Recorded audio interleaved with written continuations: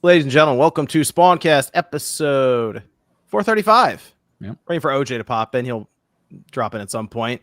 And then we have Couch GT with us tonight. You see that I'm muted. Why would you go to me first?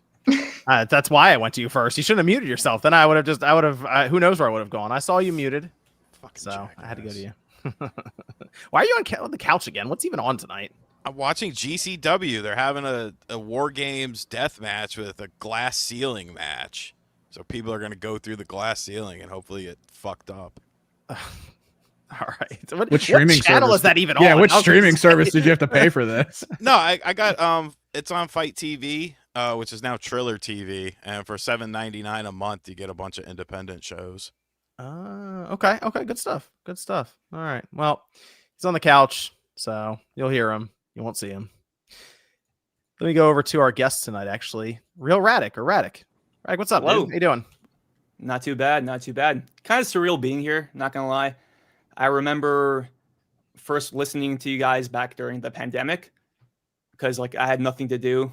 I was running out of YouTube content creators to watch while I was running Ghost of Tsushima or Doom Eternal at the time. I was like, all right, Spawnwave, I heard of his name before. Oh, he has a podcast. Okay, I'll listen to it. And I've been listening ever since. So yeah, it's a pleasure to be here. And thank you once again. I dropped your, I guess your Twitter or X or whatever in the description if people want to check him out there. I don't know if you're have a YouTube channel or anything you're starting up there. Yep, I'm on YouTube, TikTok, Twitch, Instagram, same handle, Real Radic. Cool. Yeah, you usually see Radic pop in on Click R3 and Spawncast a lot. So he's making the rounds, trying to break out here YouTube and stuff. So we thought we'd have him on. Shake things up a bit. Good to have you, Radic. Good to have you. Appreciate See, it. we got Celia. Celia streaming yesterday. How'd it go? Oh, pretty good. I played Yuka Replayly. I'm a big Yuka fan in general, so I was really excited to check out this reimagined adventure. I'm really enjoying it so far, so I'm excited to delve back into it. That was on PC? You were playing it there? Yeah, it was on Okay, Steam, okay. but it's also I think on every modern console. Yeah. During the stream, we did a speed run to Shovel Knight. Not really a speed run. I kind of wandered around, but I was like, we'll cut it off once I get to Shovel Knight and say hi to my boy. I haven't checked it out yet, but people seem pretty happy with it so far. Yeah, it's great. Obviously I'm very early into it, but the controls feel awesome. I know there's a few reworkings of certain levels, and I think there's a reworking of the soundtrack too. So I'm excited to go further. Sean, they added she's talking about Yuka Replay. They added a patch that makes so you can swap the jump A and B. I noticed there was a patch. Okay. Yeah. But I haven't checked it out post patch, but I noticed it downloaded one. That's good because that bothered the hell out of me. It was, it's just one of those things where you're so used to something, it's like, Josie, how you doing? Good. Good. Yeah, I've been playing a lot of Donkey Kong Bonanza Emerald Rush. Big fan. Oh, the DLC. Yeah, how'd you get that? product for Nintendo. You know, You like the banner to come up over her square. it's good though. I've been having a great time with it. Yeah. I feel like it adds a lot to the game, and I love mechanics, DK. So just getting to do more. That might be the Amish internet, Evan. That is the Amish mocking internet. me for calling Really? her internet. Yeah. Amish. The internet heard you. The internet I was didn't hear trying the guy to outside on the figure out. wheel running. Mm. I was like, oh, okay, I'm getting Might be some thunder there. I might need them to restart the Wi-Fi or something. Am I frozen, for a little bit there. It's coming back Yeah. though, bro? in Yeah. 480p. It's a stash. Yeah. You got that Nintendo game chat or whatever. Yeah. going Dude. on right now. How's it going over there, OJ? That's going good. Shout outs. Thanks Yeah. for having me on. My bad about being a little late. Pre-stream, crazy pre-stream, huh? It was quick. I totally lost track of time, man. I was playing with my boy, and I just lost track. I was just doing all sorts of stuff today, so I lost track of time. So I was like, oh snap, today's Saturday. You not remember what day it was sometimes? All the time. Happens a lot. Happens a lot. Every day of my life. No. Every day of Sean's life. Sean Really? if he didn't have any windows, he'd probably be lost in time. Yeah. What is so, that like?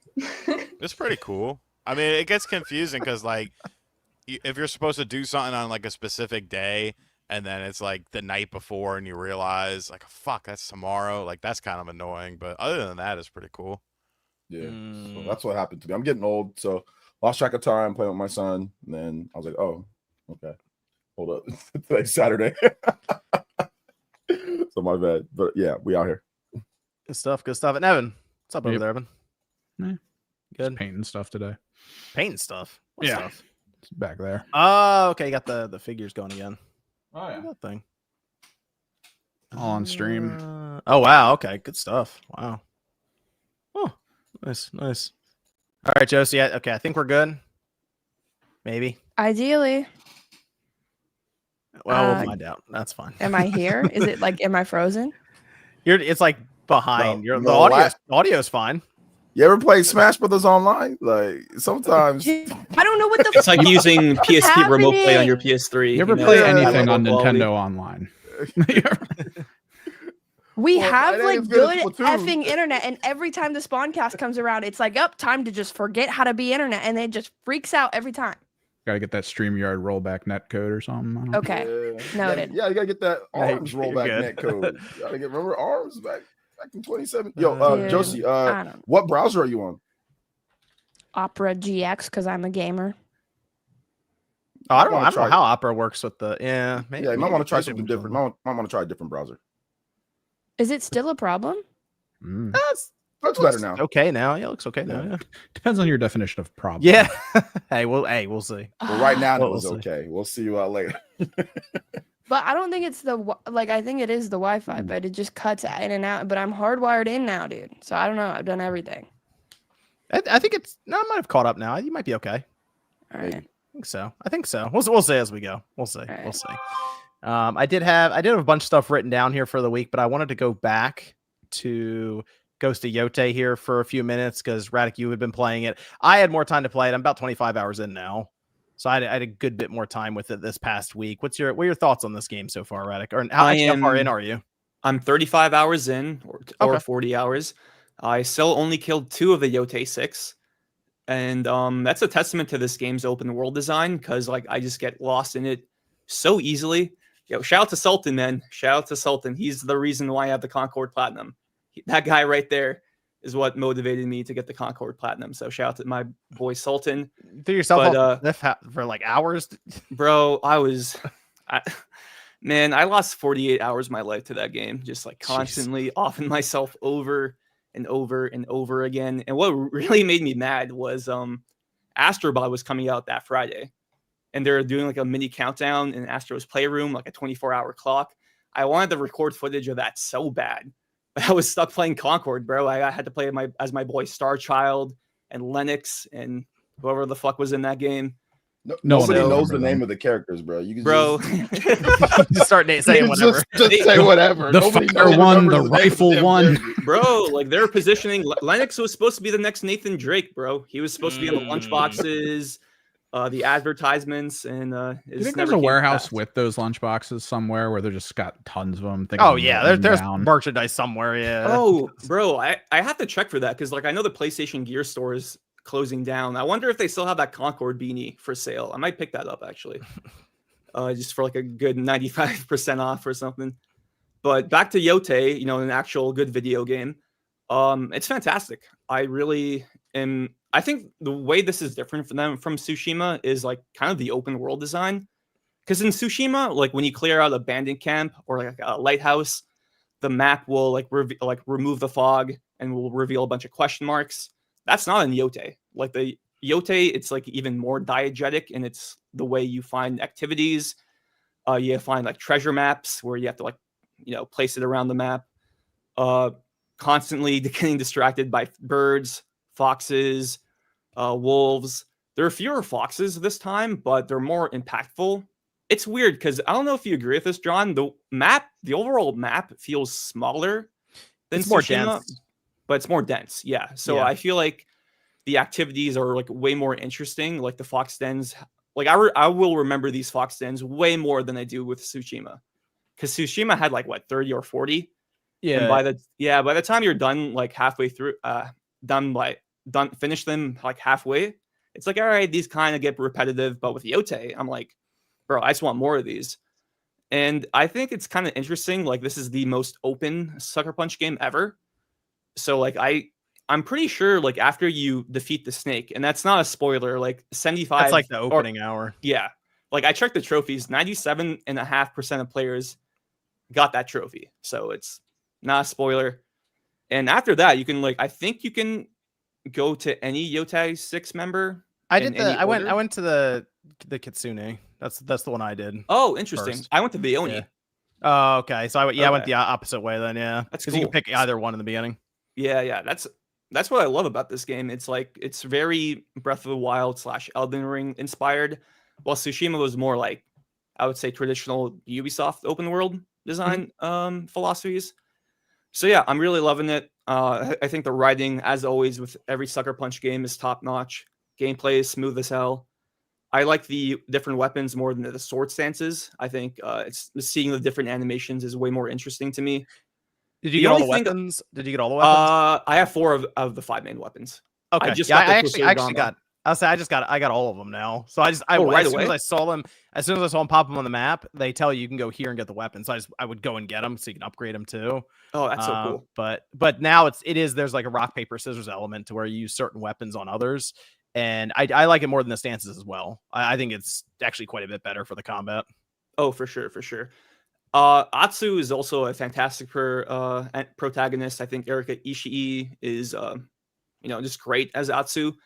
The only thing I think I like more in Tsushima so far is I feel like the story was, because of the way the game was designed, it's more like, I felt more urgency in the story, and Jin's like conflict of like transitioning from a samurai into a ghost or a ninja kind of affected me more as a player, where like in that game I did like standoffs way more, while in Yotei like Atsu's is straight up a ghost like right away. So like I'm barely doing any standoffs at all. I'm just always going stealth first option, and then when I get caught, then I'll go into combat. But other than that, like I think Yotei is definitely one of the best PlayStation Studios games this generation. Yeah, the one thing about this game that, as you mentioned, is kind of like this Breath of the Wild almost inspired game. They do a lot to make it so you don't pull up your mini map or your map at all. So they try to kind of funnel you with the world itself. And what I've noticed that this does more than Tsushima is it uses a lot of like contrasting colors on screen to try to direct you to certain points. So you might go into a forest, but off in the distance, it might be like a yellow or orangish forest, but then off in the distance there's a bright red tree or bright blue tree. They do that a lot to have you then go, okay, that must be different. Let me go there. But there's just some really cool looking scenery throughout the entire game that just kind of pulls your eye constantly. And that's the reason I've only killed 2 of the Yotei 6 as well. It's just because I feel like there's always something to do. And there are some good side missions in this game. I mean, one that I did that I thought was kind of interesting is you come across, it's almost like this mini castle village that's haunted, and there's a whole storyline behind that you figure out. And I think I know which one you're talking about. Yeah. So you do these things, you get armor and even like weapon coatings and stuff. So there's always different things that you unlock in the game. And I'm having a blast with it right now. It seems like it's going to be one of those. I mean, it feels like a 60+ hour game to platinum. I'm thinking I don't really know how it's going to work out, but I'm kind of thinking maybe 2 of the Yotei 6 you fight together would be my guess. That's what I'm thinking too. Yeah, because they're like always paired up in cutscenes. The way that they're building it up. So I feel like if you like mainline this game, it actually wouldn't take as long, but just how much stuff it's trying to get you to do, it's a long game. Are you also playing on lethal difficulty or no? No, I don't have lethal difficulty. No. Oh, no. really? Oh, okay. Yeah, I thought about it, but then I was looking at this going, okay, I'm playing this, and then I also want to do Final Fantasy and Borderlands and some other stuff. So I'm thinking, okay. I'm gonna get through this, and then I was wondering if they had a New Game Plus on it as well. So I don't think there's New Game Plus at launch, right? Well, they need to add it then. Yeah, for sure. New Game Plus. That's always like the Sony post game update. Like they always do like. They also have Legends. They have multiplayer going in as well. So, Celia, did you start the game up? Nope, not yet. The key is just sitting there. So I own it. Just eventually. It's one of those games that I feel like it's going to, take a really long time for me to go through. So I'm probably going to save it for December when I'm on holiday break. So I will have thoughts and feelings. Over there? Did like a game get delayed or something? Gosh, just a casual, the Hollower delay, no big deal. Yeah, really thankful for the response for that, by the way. But yeah, so I've been a little busy with work stuff right now. So holiday season, when the studio's closed and I have ample time to like delve in, then that's when I'm gonna play that. I'm gonna save that game and Expedition 33 for when I can like just binge play. But until then, I'm playing kind of shorter adventures right now. There's so many games keep on coming out. Like, obviously I mentioned Yuka Replay Lee, but like also the By Carol game. It was By Sweet Carol. It came out yesterday, and that's like an indie game that I also want to play. That's just sitting there for me to check out. So yeah, I have a long list, but hopefully I'll delve into more things soon. Okay. Well, when you get to it, I'll be curious to hear your thoughts on like the world itself and like the how it navigates players without using map markers and stuff. Yeah, I'll give you a full fox review of what I think about the foxes. If it was There's too a lot of many or dancing not foxes in enough. this game. Oh yeah. You can boop the fox as well. For one of Oh, them. okay, maybe. Okay, then I'll play it before 33. I gotta boop the foxes. Good sell. Sean, you with us over there? What do you want? You were very adamant about Reggie not localizing a certain game. So much so that I was shocked. You then sent a screenshot like 2 days later of you playing the game. And I was like, man, Reggie really got to this guy.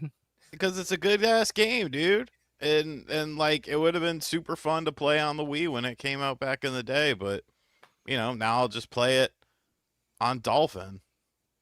What are you playing, Sean? Disaster Day of Crisis. Thank you.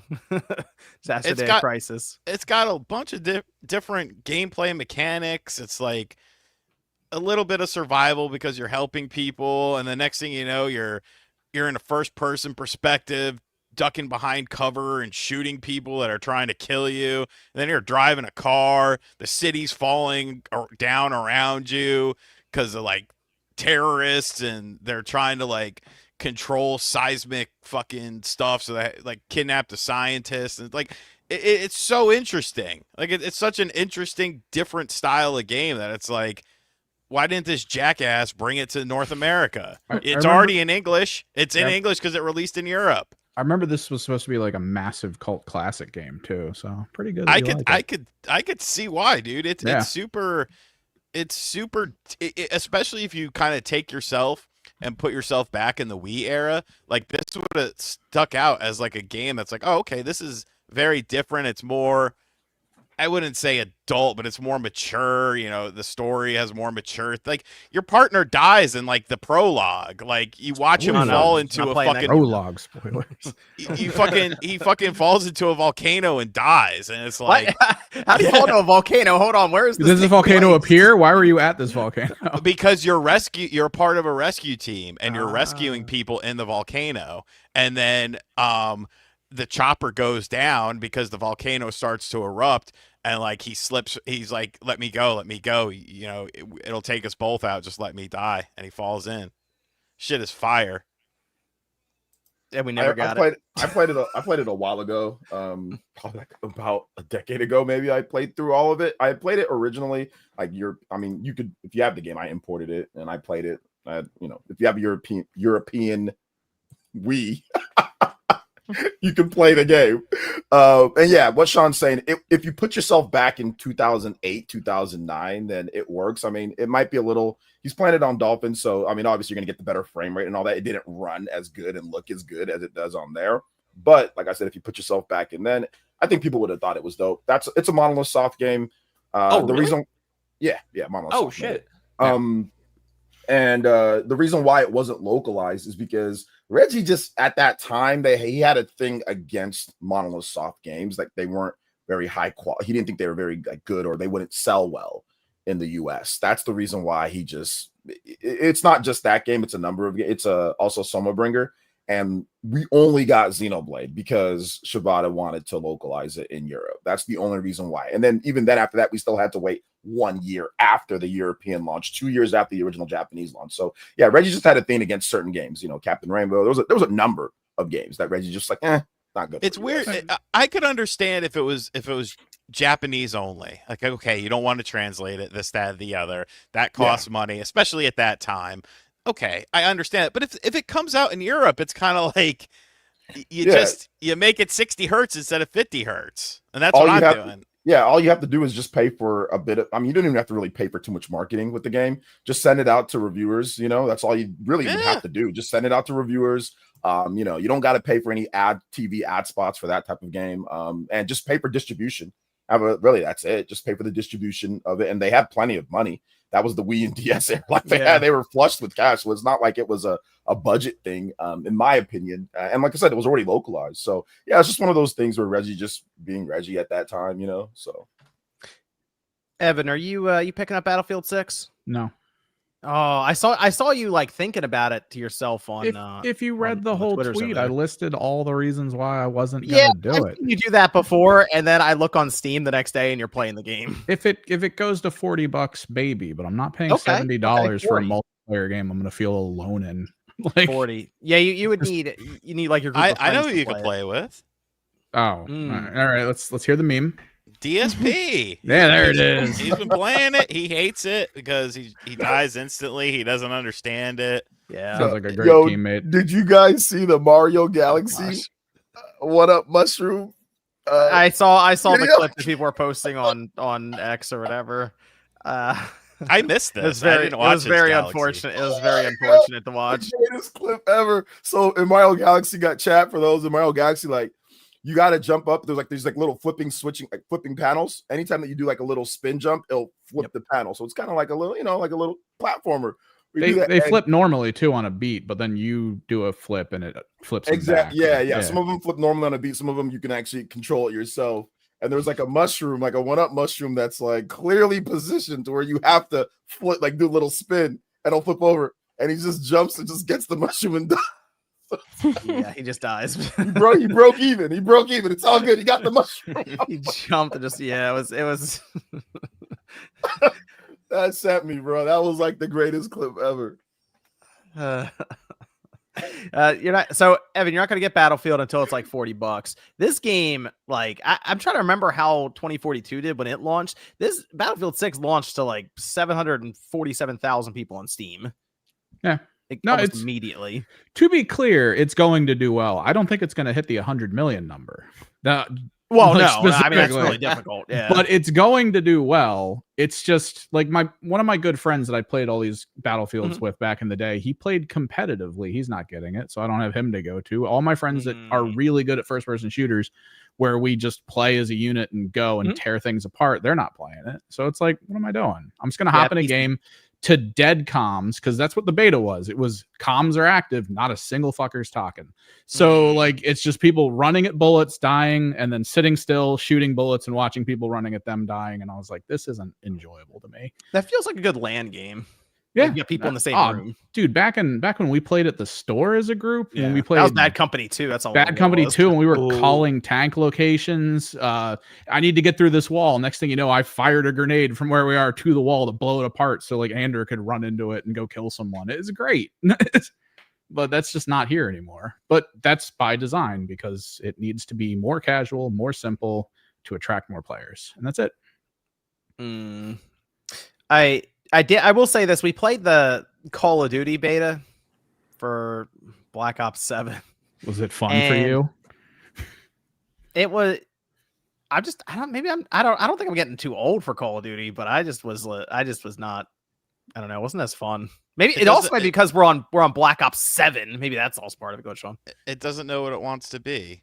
It wants to sprinkle in futuristic stuff without going completely futuristic, but it also kind of still wants to be somewhat rooted in reality. And I get it's like a near future thing, but like that to me just completely throws off like so much stuff. Like that weird sniper rifle that shoots 3 shots feels very OP as well.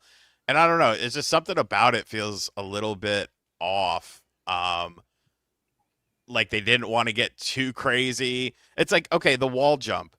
What's the point of it? There's like specific spots on the map that you can do it. That's like clearly designed for the wall jump. But how often is it going to be actually utilized in a manner to where it adds into the gameplay instead of just being there to be there? Like it's still mindless fun, whatever. But I don't know. It's not this I don't know. I think they just needed a bigger change of pace, whether that's going back in time or I don't want to say really far into the future, but if they've sat around this time period for a while and it's been Black Ops after multiple times to where it just starts to blend together too much. That was always the nice thing about Call of Duty, back in the day, is every year you'd have a different studio show up, typically with a different time period or just at least different feeling, different theme for it. Yeah, Not different now, though. time period gives you different weapons and different, this, that. It gives it a different vibe. And like near future, I don't know. I don't know. It just feels weird. Did Radic, did you get Battlefield 6? Yeah, EA sent me a code on Tuesday, and I would have liked to play more of it, but I was just too busy with Tsushima. My first multiplayer match, I was like, I'm doing too well. Like, what's going on? And then I look at the scoreboard. It's like, They used you in with the bots. Yep. Yep. Put me in with the Classic. bots. I'm like, all right, Get them hooked. pretty much. And I was like, after that, all right, I'll play the campaign. And after one mission of the campaign, I'm like, all right, It doesn't get better. I watched someone play the whole campaign the whole way through. It doesn't get better. I'm like, I don't know. Like, I think Call of Duty has always had stronger campaigns than Battlefield campaigns. Though I did like the Bad Company 2 campaign. Like, It's still good. It's fantastic. Bad Company 2 is like my favorite Battlefield game. That game is so special to me. Like, I spent so many hours on Eureka Harbor and all those other maps. Yep. But with Battlefield 6, I played more of it last night. I booted it up. I was in the queue. I was like 400,000th in line. I'm like, okay, all right. And then after 20 minutes, I got in. And it's fun. Like, I played with the squad, but I still need to play more of it to get a proper feel for it. Like, this is my first Battlefield game since Battlefield 1, because 5 didn't really interest me. 2042, I heard nothing but bad things about. So, like, I am the casual. I've become the casual Battlefield player. So I'm literally just, my first few matches, I was playing it like Call of Duty. Like, I'm not playing the objective, just going up by myself, trying to get kills. That did not work out. So but then once you play the objective, it's like the classic Battlefield experience that I was kind of looking for. And like, I think this will be a great multiplayer game for me to play in between my single player games. The one thing I don't like about this game, and I don't know if you guys agree with me, but I think like the menus and the UI is like pretty bad. Like, I just don't like horrible. Yeah. It's like, they made it like, it feels like a Netflix, like Hulu UI to me. And like, that's one thing I hope they fix. But other than that, enjoyable so far. Okay. Well, we'll see if Evan comes around on it. Just jumps on like a Steam sale or something. Yeah. If it gets cheap, pick it up. Maybe play it an hour a day until I get bored and stop. That'll work. There's like a battle royale coming to it, right? Yeah. Yes, Okay. They are going to do that. I don't know. Is that going to be? I feel like that's going to be free to play. I think they're going to separate it. I think so. Well, if they want 100 million, yeah, if that's their plan for 100 million, yeah. But even then, that needs to be able to run on like a cell phone or a streaming service. When you're restricting it to next gen consoles and demanding people have certain hardware that allows you to safe boot, which is newer hardware, you're cutting out a massive portion of your audience. So you can't say 100 million and be like, we're also getting rid of 80% of the people who could play. It's like, what? Why are you doing this? So that we'll see the battle royale if they have. I mean, they already have the maps for it. They have the maps are massive, so they're already set up for that. So if it's going to be like some standalone application, which I am assuming it's going to be, like, is it possible we could get like a Switch 2 port in the future, or is like this game just way too? I mean, ideally, you'd like to think that they would try to get it there because, as Evan's saying, you lower system requirements anyway to try to get it on as much hardware as you can. It would make sense if they could do that. Yeah. I mean, that's something that I'd be more curious about the CPU limitations on the Switch 2 for that, because of the number of players, the destruction, the physics, those aspects. But if they can get it done and it gets on the Switch 2, that would definitely help them, because 100 million players, that's a lot. I mean, Warzone got to that, I think, a year or two ago, and that was really popular for a while. So, plus it had the pandemic boost where everyone was just home. Yep. So. Yep. Secretly, EA is getting ready to start another pandemic. Maybe that's what they're funding it. Their hand. Yep. This week we do have Pokemon coming out this week. That's Legends ZA. Apparently, it already leaked online, but go figure. But I want to see who's picking that up. Just so I know who's gonna be able to talk about it next week. Okay, Josie's getting it, Celia's getting it, OJ's getting it. I'll get it. Sean's raising his hand. Might be getting 2 copies. I'm not buying that. You're the Pokemon guy, man. I'm the Xbox guy. What are you talking The about? Xbox guy. You're the emulation king. I thought you were the That's- emulation, King. I mean, I'm a man of many hats, but Pokemon guy is not one of them. Did you have a stream where you tried on all the hats? No, I'm not. That's Phil's deal. I'm not going to steal that from him. So I mean, I'm curious about Pokemon, but I haven't felt this isn't a Pokemon game that has me as excited. Like, I guess if it was a new generation, even if it's a new generation, though, it's just another reminder of being old. I feel like, because when I start seeing the Pokemon show up that I don't recognize and can't name, it makes me feel like my parents from back in the day. So Trash bag mon.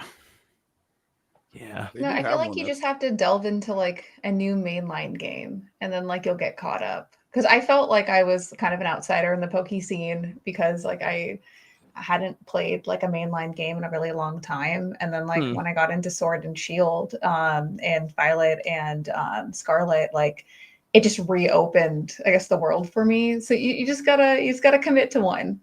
I'll If tell you, ZA is that one, then go for it, man. You can There's some commit- I- old I ones in there fully- too.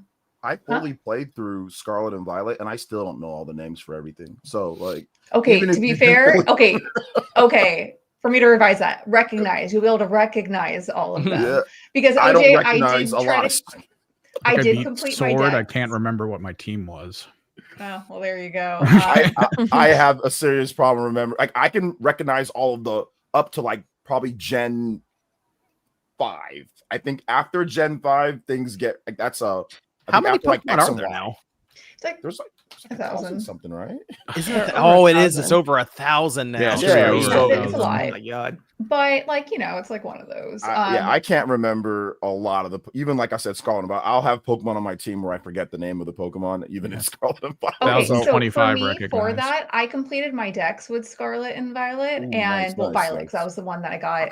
And I nicknamed everyone, so I know all of my nicknames for the Pokemon. Okay. But the actual, I'm like, Oh, okay, yeah. I got a shiny Corydon from the GameStop thing. One of my users sent me Nice. one. And that was pretty cool. Oh, so you didn't get it. You sent No. someone out. You had an agent in the field. He had two. And then he's like, "Hey, I can give you one." Because like I actually went to GameStop because I pre-ordered the game. I just wanted to get the game physical. And they're doing like a midnight launch by me, so I was like, "Okay, like, do you guys have like one of the little things?" And they're like, "No." And I was like, No. "Okay, that's fine." I just pre-ordered the game and left. Are they doing a midnight release for ZA in anyone's area? Yeah, for me, they are. I don't know. Yeah, they are, yeah. probably. I think they are for me here in Toronto. Yeah. Yeah, that's like one of the games where I still see like the stuff up at GameStop. Midnight release for this Pokemon game coming out. It's not many franchises do that anymore, so it's Well, they have the interesting. marketing dollar for that, so hell yeah, spend Yeah. it. They do. I think those are all the different games that I wanted to go over there. Let me look at some of the chats here that people were dropping. We got Pyro saying, categorize Xbox: interesting, desperate, frustrating, incompetent, deceitful, heartless, ridiculous, blind, delusional, arrogant, etc. Be honest. Categorize Xbox. Wow. Lordy. I have a word, but you're not allowed to say it anymore. Okay, I don't. You weren't before, but he still did anyway. Is it the speed gif? You know that gif that you see of speed all the time? Is it that gif? Is that it? Maybe, John? maybe. We'll get Chris Broussard in here. He'll say it for you. Sean. Chris Broussard. For those, There a lot you of the go. chat don't know about. Guys, type in Chris Broussard. No, actually, no, I'm not going to say it. Oh my god, dude. Yeah, I know what you're talking about. Yeah, why type it in? Is Just this see what man- somebody says, OJ. Just- Yeah. Type in Chris Broussard says something he shouldn't have said. It's just- I mean, it was just asking a question, though. You know, That's a like top 5 sports meme graphic of all time. oh yeah, that That's- one, and then the what's it called? The what was the game day one with Mhm. Pat McAfee, and then Yep. let a naysayer know. Oh my god. Next dude. grade. Categorize Xbox. I would say confusing. 'Cause I don't know. I don't even think they know what's going on half the time. Design says, is it safe to say Expedition 33, Death Stranding 2, Donkey Kong, Hades 2, Silk Song, Split Fiction will be up for Game of the Year?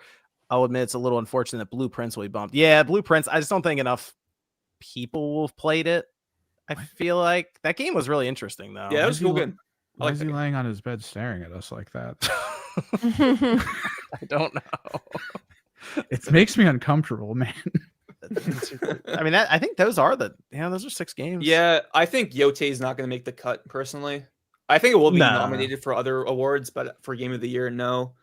And maybe Kingdom Come. I never played Kingdom Come Deliverance 2, but people speak really highly of that game. But I feel like it's one of those games that came out too early in the year, so maybe people will just like forget about it by the time voting comes As on they should. along. As so. they should. Oh damn, bro! You got beef with that game? Oh shit! If I run out of if I run out of the ZZ Quill, I just fire up Kingdom Come. I'm good to go. Damn. Unpopular opinion. MVG liked that game, and I did not like the game. That's the lore behind that. Shout out to Fransby, gifted 50 Small Wave memberships. So you got a membership for Fransby in the chat.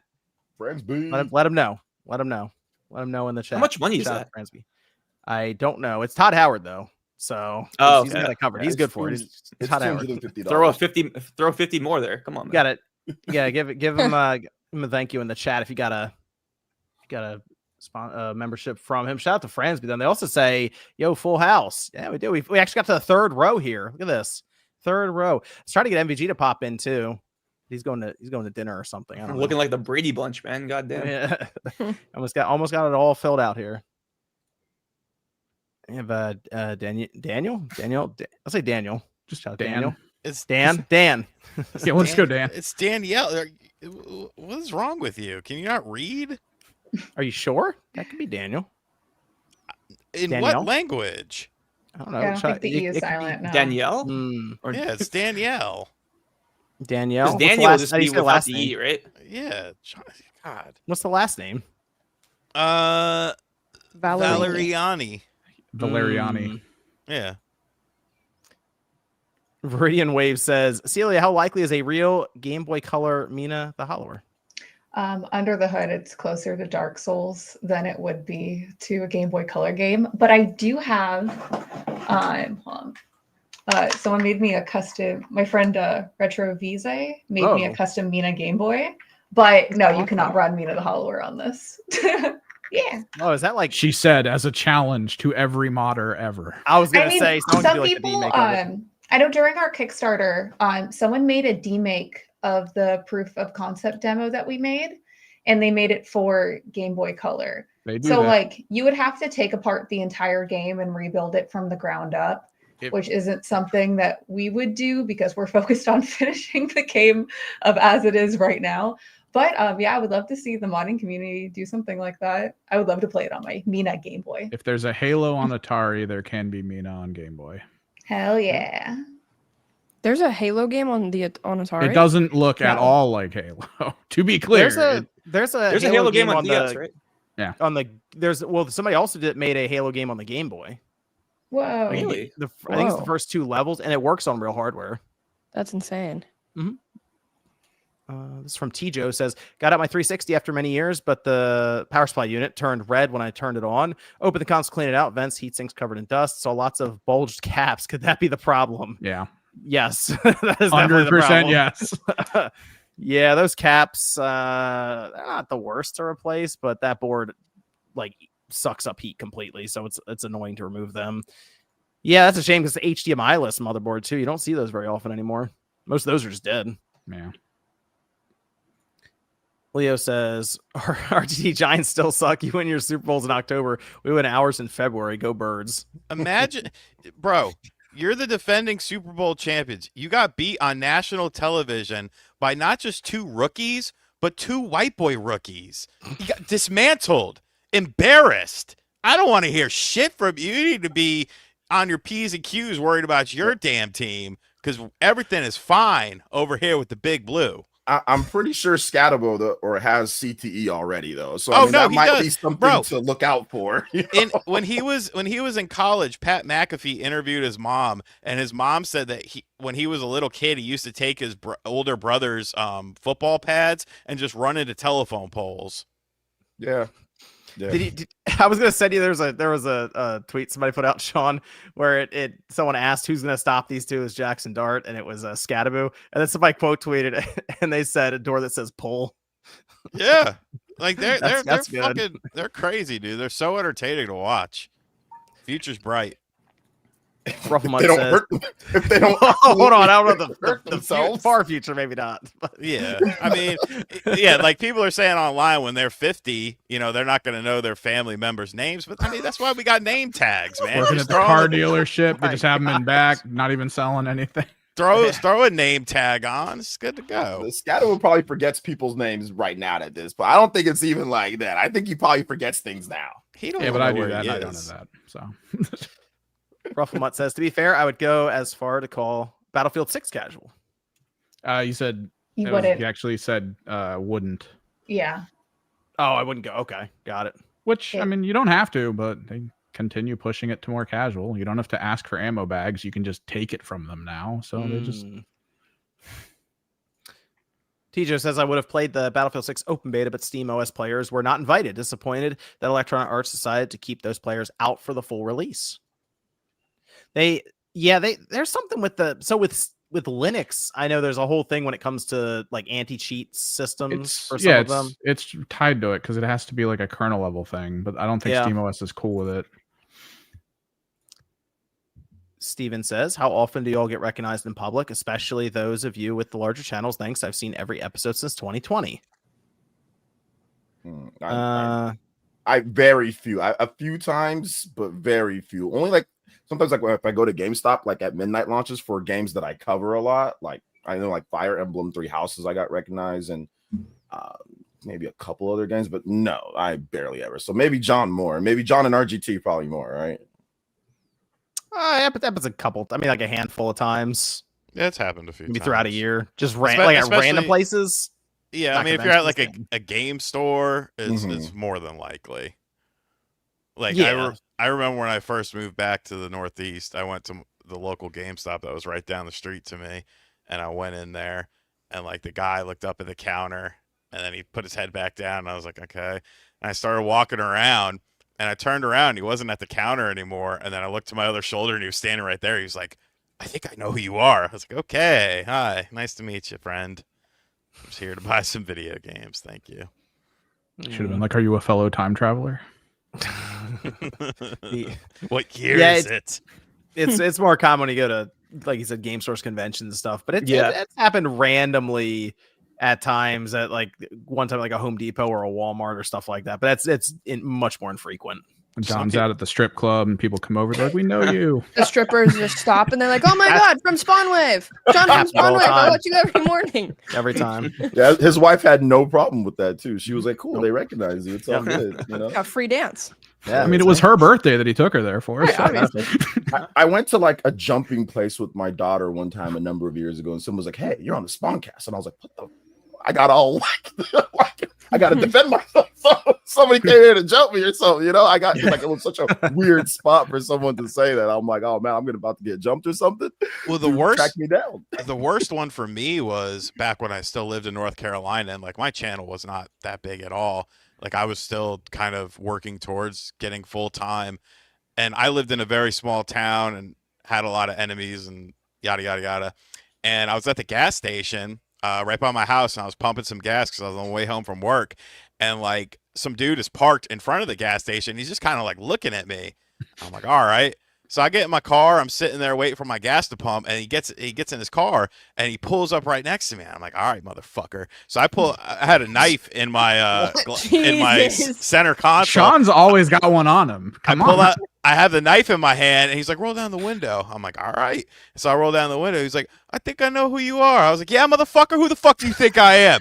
He was like, you do stuff on YouTube, right? And I was like, oh, hello. Yes, I do. Thank you. Nice to meet you.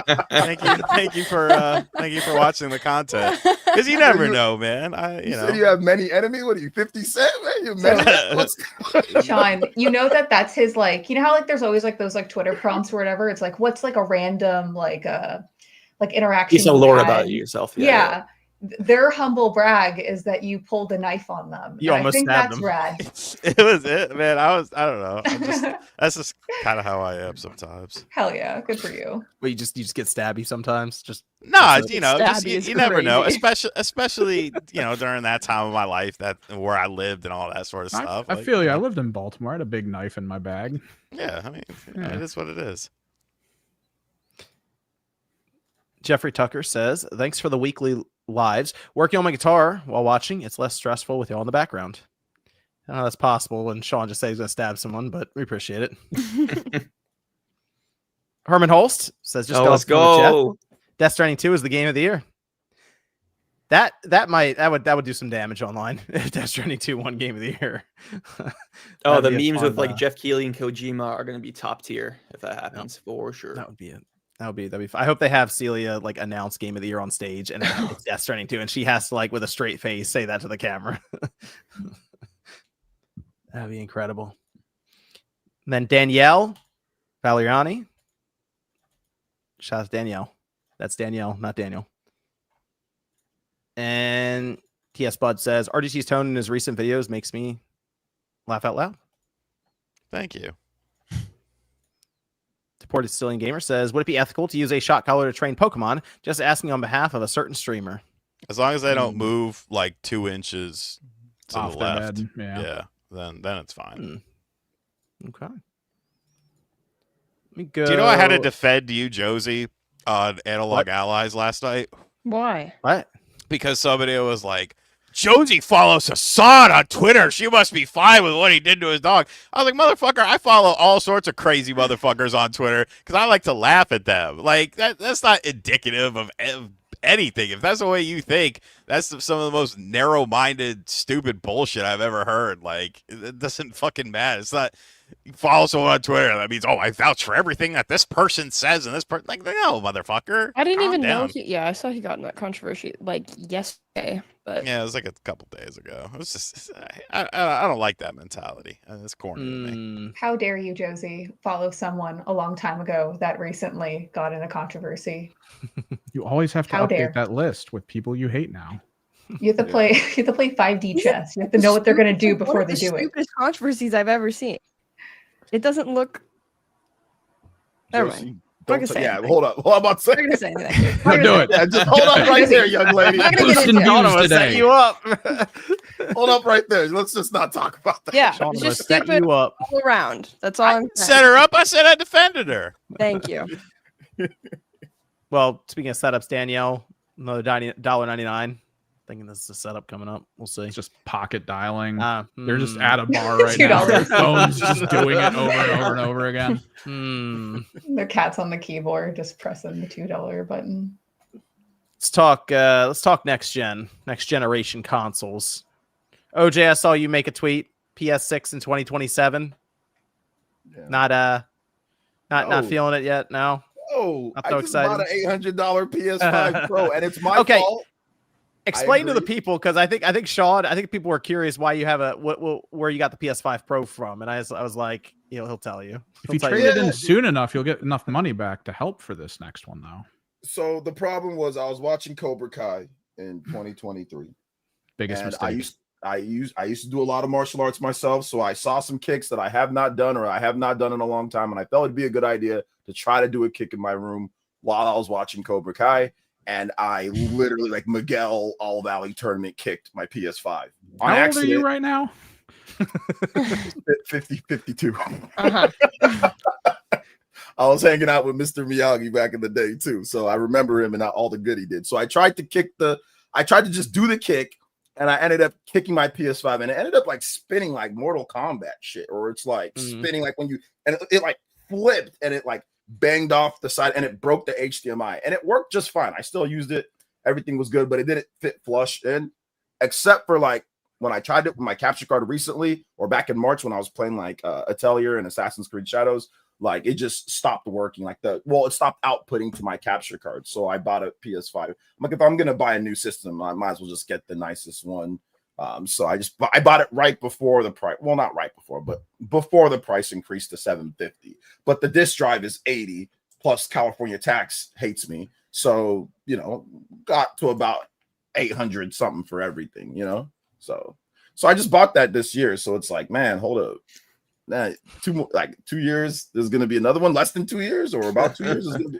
I'm like, I'm good. Like PS5 Pro is such a good system. Like it's powerful, it runs everything for the most part. Yeah, there's some games, obviously, optimization could be better, but like when you get a game on there and you play, like you don't have any issues. Like the graphics are great, it's smooth. Like so, there's really right now. I think it's too early. I think it's a bit too early, you know, especially if you just bought a PS5 Pro like me. So right now, even in 2 years from now, I don't feel like, oh man, like games are being held back because of the power. I don't feel that with PS5 Pro. I barely even felt it with PS5. I think PS5 is a solid, great system. So yeah, this is the first time that for real, like I'm not excited. Usually I'm excited for like the next generation. I'm like, okay, I can see why we need it. Like with PS4, I felt that towards the end of the PS4's life. I'm like, okay, yeah, I feel that a bit. And even like with PS3 to a degree. But like with this one, it's just like I don't feel that same need, like, oh my god, I need so much more power than what we have with PS5 Pro, you know, and the price too. So it's like two of those things kind of factoring together. That's the thing we had. So there was a video that was released by it was with Sony and AMD. So you had Mark Cerny and Jack. They were hanging out talking about mostly, from what I gather, there were 4 major features that they wanted to go over: machine learning, neural acceleration, neuroarrays, radiance cores for ray tracing, and universal compression. Basically, the big focus is upscaling and figuring out ray tracing. And they say universal compression, which is the idea of not just compressing textures, but all data essentially that flows through, say, to the GPU. So you get more out of the memory bandwidth that's available. But the thing that really I noticed as they were going through all of this, Mark Cerny had it was maybe a sentence or two. It was very quick, where he mentioned that the paper specs won't necessarily be reflective of how this system can perform, which makes me think he's setting people up right now, planting the seeds for the specs that we get for the system, for the PS6 specifically, aren't necessarily going to impress a lot of people. Like, I think they're going to show some stuff that's more powerful on the PS5 and even the PS5 Pro. I don't think it's going to be that much more powerful to where like, whoa, that's okay. That's a beast. I think they're trying to keep the cost down on this thing. Yeah. And that's fine. If they do that, that's fine. I can roll my PS5 Pro, but like, you know, I see some people like, oh, you don't want Sony to succeed. That's the dumbest shit I've ever heard. Nobody wants, I mean, me personally, I don't buy stuff that I don't want to see succeed. That's the dumbest thing ever. If I buy something, it's because, oh, I want the product. I want to like it. I want there to be competition. So no, like I bought an Xbox Series X. I want Microsoft to still make systems. I want Nintendo to still make systems. We need good competition. We need all the system manufacturers to make systems and for it to be good. I like that. That's why I have every single PlayStation system, all the main PlayStation systems, from the PS1 all the way up to PS5 Pro plus the portable. I got PSP, I got everything. So I want to see stuff. I don't buy shit to see it fail. That's so stupid, you know. And yet you did not pre-order the Intellivision Miko. Interesting. That's because that was a scam. Okay. I don't pre-order scams. You know what I'm saying? He really wanted it to be a successful scam. I mean, listen, man. Listen. I came across a lot of scammers in my day. I'm Nigerian. I already know. I got the beat on scammers. Okay, let me just. You could see it in their eyes when they talk to you, like a doll's eyes. So, I mean, if 2027 is a 7-year cycle from the PS5, that's typical from what we've seen with systems, and you could even argue on the longer side. Stop it. We're not in typical times anymore, John. There was a need for systems to be coming out at that sort of rate because technological advances were so great. I want to focus. We should be focusing more on software, especially considering PlayStation. Herman Hole said they want 1 tentpole game a year. So is that development process going to be even longer for the next generation? Because now we have to learn all this sort of stuff, this, that, or the other. We got new hardware. Like, I don't know, man. I think these systems still have plenty of legs left in them. I don't think we need to be, hyper focusing in on this sort of stuff. Hyper focus on the games. You had so many missteps with things like Concord even though some people on this panel want to platinum it. You know, who am I to Yeah, judge? man. You know, the games as a service stuff. Marathon looks, you know, crusty at best. Where's Fair Games? Jade Raymond off with another bag. It's like, just man, I just want to see more software, you know? And it's like, what's you know, PlayStation, we got 2 games lined up for 2026. Both of them look good, but it's like, you know, or we tapped out. We're tapped out of ideas. We're tapped out of everything with this system. We gotta move on to the next shit. And how much is that going to cost? You know, people aren't wanting to spend money like that on essentially luxury items now because they're priced as luxury items. Who knows what that's going to cost when it actually hits the market? So, you know. 100% agree. When you guys were talking about this, like I saw it too, and I'm not excited about that. I don't care if they're saying that it's a more powerful console, and it's like, wow, that's great, but like, what are you gonna do with it? Like, I want to know more about games. I think I would be more excited if there was, you know, something to look forward to with it that it could support. I agree also with like this console gen right now. Just, you know, though obviously games have released, it just feels like there's, you know, in previous generations, there was so much more where it felt like there was a huge library. So I would love to see more before we start focusing on to what's the next. And then in addition to that, you know, with releasing on games, you know, whenever there is a new console launch, typically, you know, you want to release on that platform because, you know, there's going to be a lot of people buying those games, you know, day one. So it could push games even further down the line to make sure that they're supported at that launch instead. I think they're just putting themselves in a very weird position when looking at new consoles.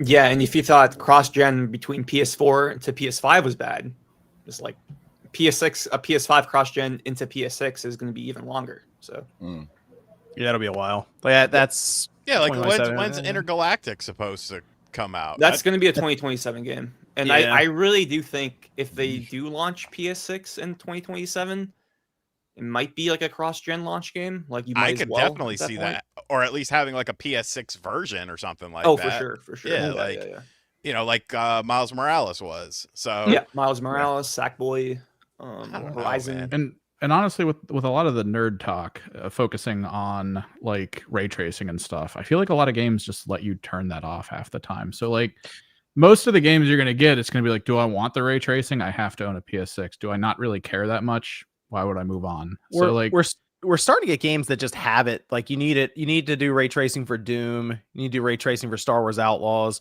So some of these engines are just building it in from a fundamental point. So I mean, PS5 can do ray tracing now. It's just it'll do ray tracing better. I think that's the issue. It's been a lot easier to market these things as the PS4 was 1080p. We got that Pro, the PS4 Pro somewhere in the middle. But if you're on the base PS4 and you're going to PS5, is massive jump.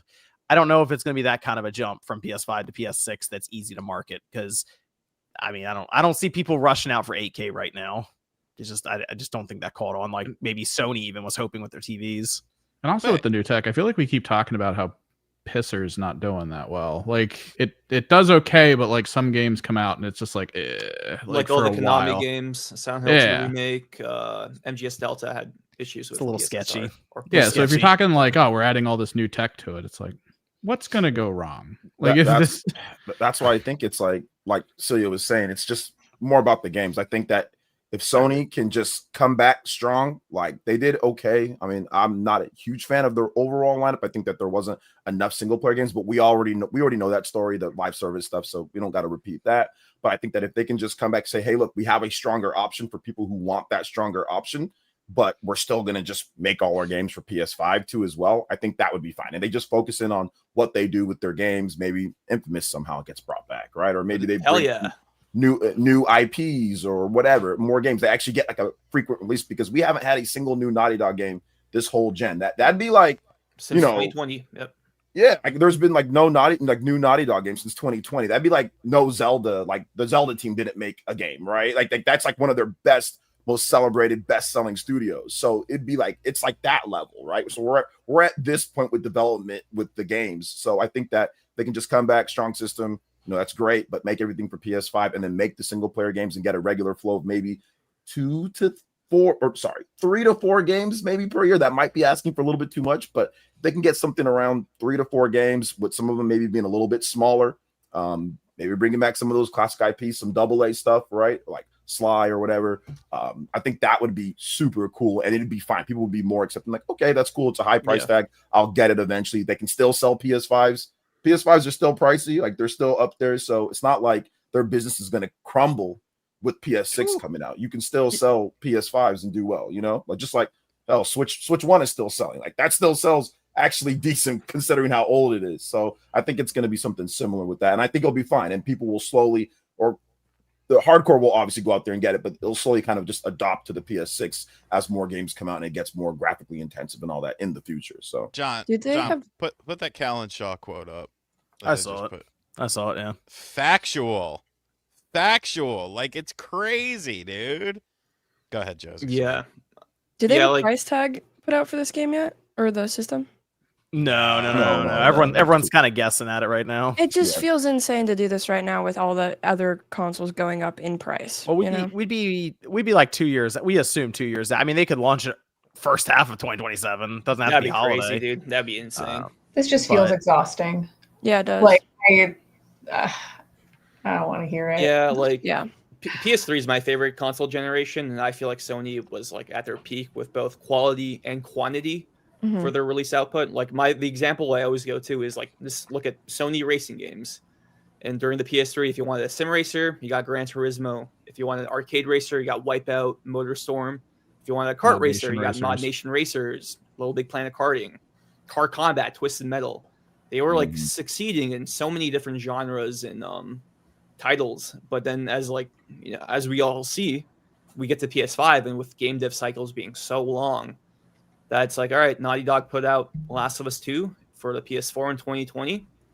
And Factions got canceled, of course. We don't have to go into that, but we're probably gonna be waiting till like mid to late 2027, like OJ said, which is just crazy to me. It's like, it's so insane because like I love Naughty Dog, but like the fact that that's like high school and a half, the 7 years. That's like insane.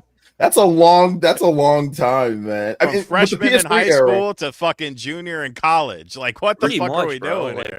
Yeah, like with the PS3, Uncharted 1, 2, 3, and The Last of Us, all in the PS3 era. Bro, and then Insomniac, you have fucking the Resistance trilogy and a shit ton of Ratchet games, bro. Yeah, like that is insane output that I think people were kind of expecting. And now at this point, we don't expect it. We're like, the development cycles are way too long. This is basically that meme where we need shorter games, that cost less money. Graphics. Like, let's just get those like phenomenal stories out, man. We don't well, need and these to things. piggyback of what you just said, phenomenal stories. Not everything needs to be some fucking gripping narrative, heartfelt, this, that, and the other. That like, I know the Sony, what's kind of become the Sony first player template. It's like not every game needs to be like that. Like, you could have some fun, like Astrobot and shit like that. You used to do that all the time. They have smaller development cycles, which will then in turn cost you less money to make. But it's like, for whatever reason, they wanted to bank on the games as a service thing. I have a camera. I'm just not on it because I'm watching deathmatch wrestling. So they did this really cool spot. It was a dude against a chick in a deathmatch, and the dude took like a dart. Like when you play darts, the chick was throwing the darts at his back, and he took the dart out of his back and stuck it in her lip, and it went all the way through her lip. It was fucking dope. John, what are you talking about? He's watching a bar fight. Okay. Yeah, deathmatch wrestling. Continue. Yeah, but with stories, you just need one good moment, like someone falling into a volcano to save your life, right? Exactly, and that grips me.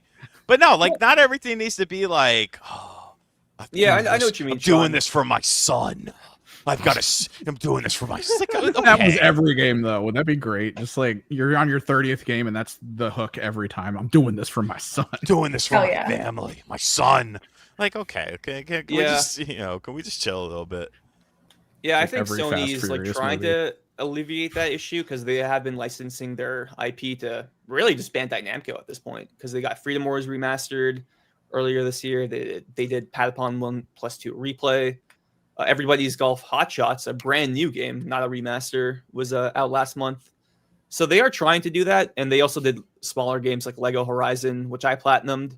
Probably like one of the only 5 people on planet Earth who played that game. And of course, Astrobot Sackboy.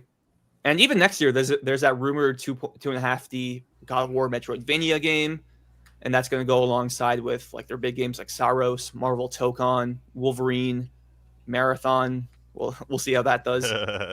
So yeah, like Wolverine looks dope as fuck, and like that can Wolverine's be cool. like your story based game, because there's a lot of shit you could do with Wolverine, but it's just like, you know, smaller things aren't necessarily like bad, and I just feel like it's either this needs to be a games as a service or this needs to be some epic fucking thing, and it's like, find that middle ground and do some of that shit. But yeah, outsourcing it could be a good idea. It's just Bandai Namco can kind of sometimes be a little bit weird with some of their games. Yeah, they don't do crossplay in any of their games, which is so annoying. Or the games I played, because like I wanted to play Hot Shots with my friend who bought it on Steam.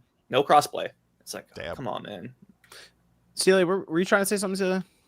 Oh, I was speaking like generally and quoting a meme, Sean. I wasn't saying that we need gripping adventure things like for every game. Like an extraction shooter doesn't need to have a huge story to be right. Yeah, it could just be fun, you know.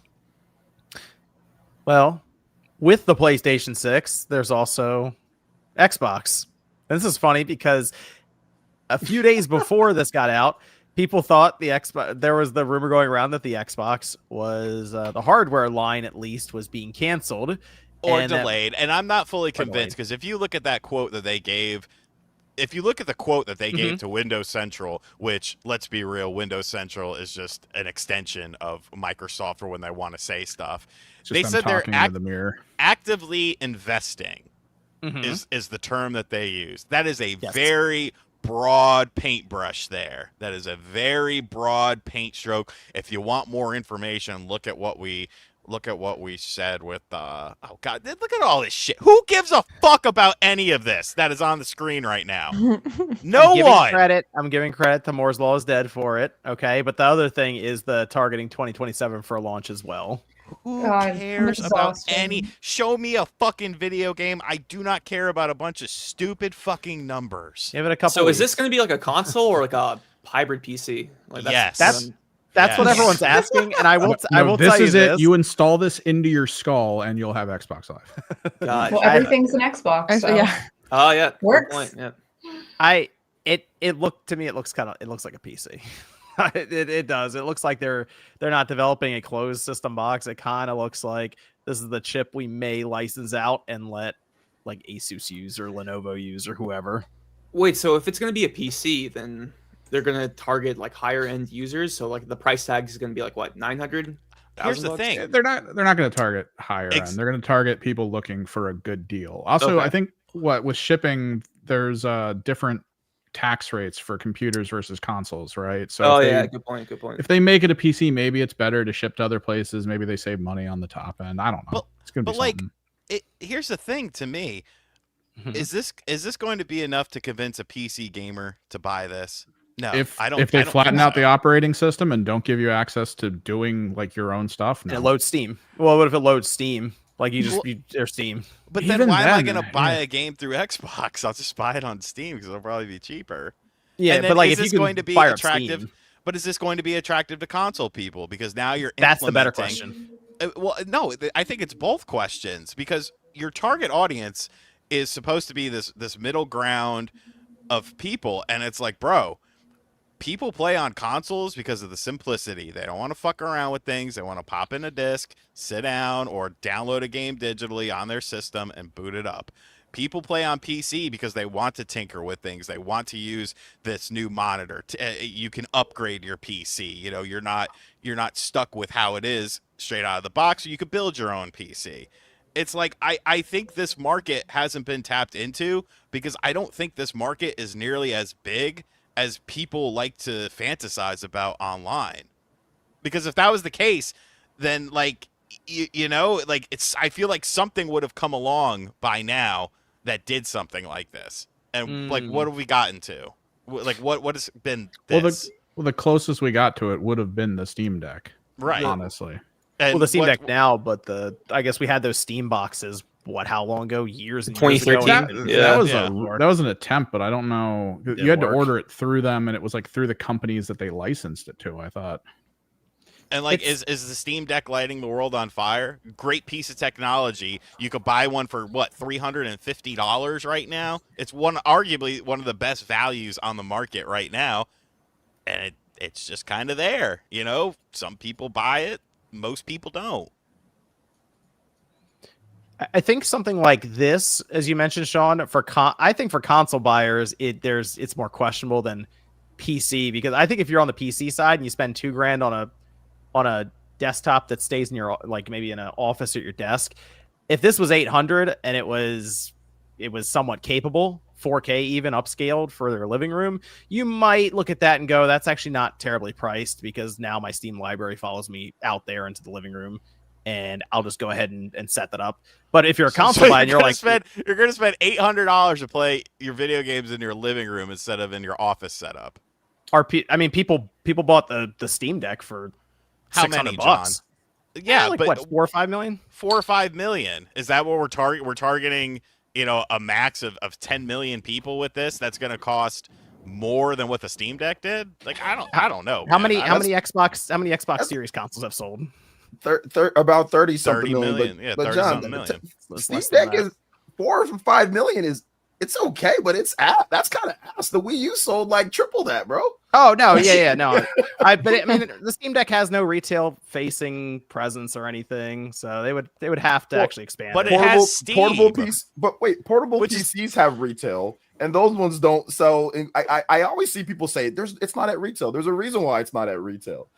There's a distinct reason why it's not at retail, because it's not like people are gonna rush in there and go buy it. Like I said, it's good. Just because something doesn't sell well doesn't mean it's not good. So I'm not saying that, but let's stop acting like portable PCs are some type of massive selling device. It's not. Like I said, you can get a ROG Ally at Best Buy, right? You can get it at retail. Yeah, they have in Best Buy. They're niche They won't even items. announce the sales numbers of these things. So let's just they keep it a won't. buck, though. You know, They're niche items, which is fine. But this is supposed to replace what Xbox is doing. Sarah Bond's the biggest technological leap ever. They're always How gonna did you say say that. that with a straight face? They're always going to say that, though. I am confused about this, because like the market right now doesn't seem like it exists. Like there isn't like a strong need for this transition right now. They could be targeting younger Gen Z in the entry level for PC, like that half set, not gamers that are currently playing, because we're already set in our way of what we like, but people entering the gaming market possibly. Not if it's priced over like $400 though. The thing is, though, is that like everything's priced over $400 now. Well, right, but like if they're trying to get the Gen Z audience, like there's no way to do that, I think, unless you're going for a discounted rate and you have something of value to do. So that's the one thing this might have going for it, if it multi-boots shops, is that it now is a console that has an on-console competition with another group you can purchase from to get the things, which that's the big thing for like PlayStation. If you own a PlayStation, they can just, put something out. Nintendo does it all the time. This is $60. Cool. When's the sale? What sale?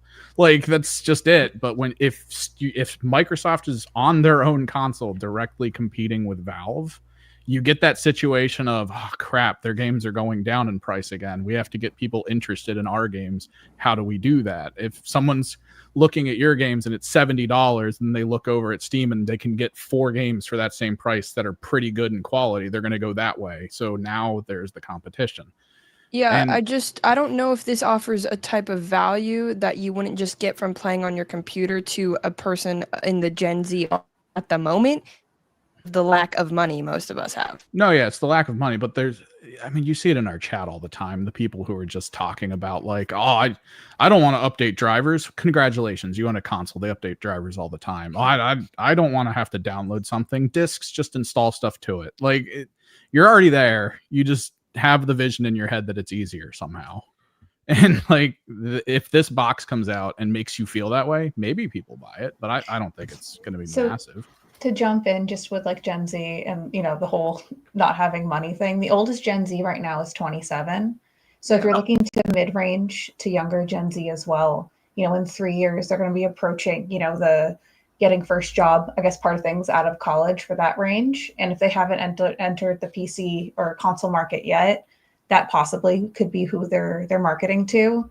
Mm-hmm. Kind of like, not to get all sad with retirement and stuff like that, but a lot of big time purchases that people did make in that age range is now being pushed. I saw an article that like your first house, which most people when you're that young start saving for at that time, the average purchase range used to be like 31 years old, and it's now moved to first time home buyers like now in the late 40s, early 50s. Like that's what they're projecting with things.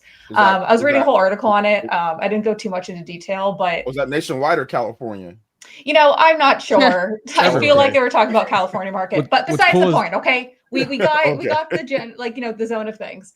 But with that, it's just kind of one of those things where a lot of like those large purchases that a lot of people save for, a lot of people now are saying, well, the goalposts have moved, so why not make things, purchase things that make me happy in the moment, since saving up for that might not happen. So they could be targeting for that, since it is technically a less expensive PC that can play it. Because I don't, it's a couple grand right now to get a good gaming PC. If I'm correct on that, I'm not a PC gamer. It's usually between 1 and like upper end. Let's say you want 4K.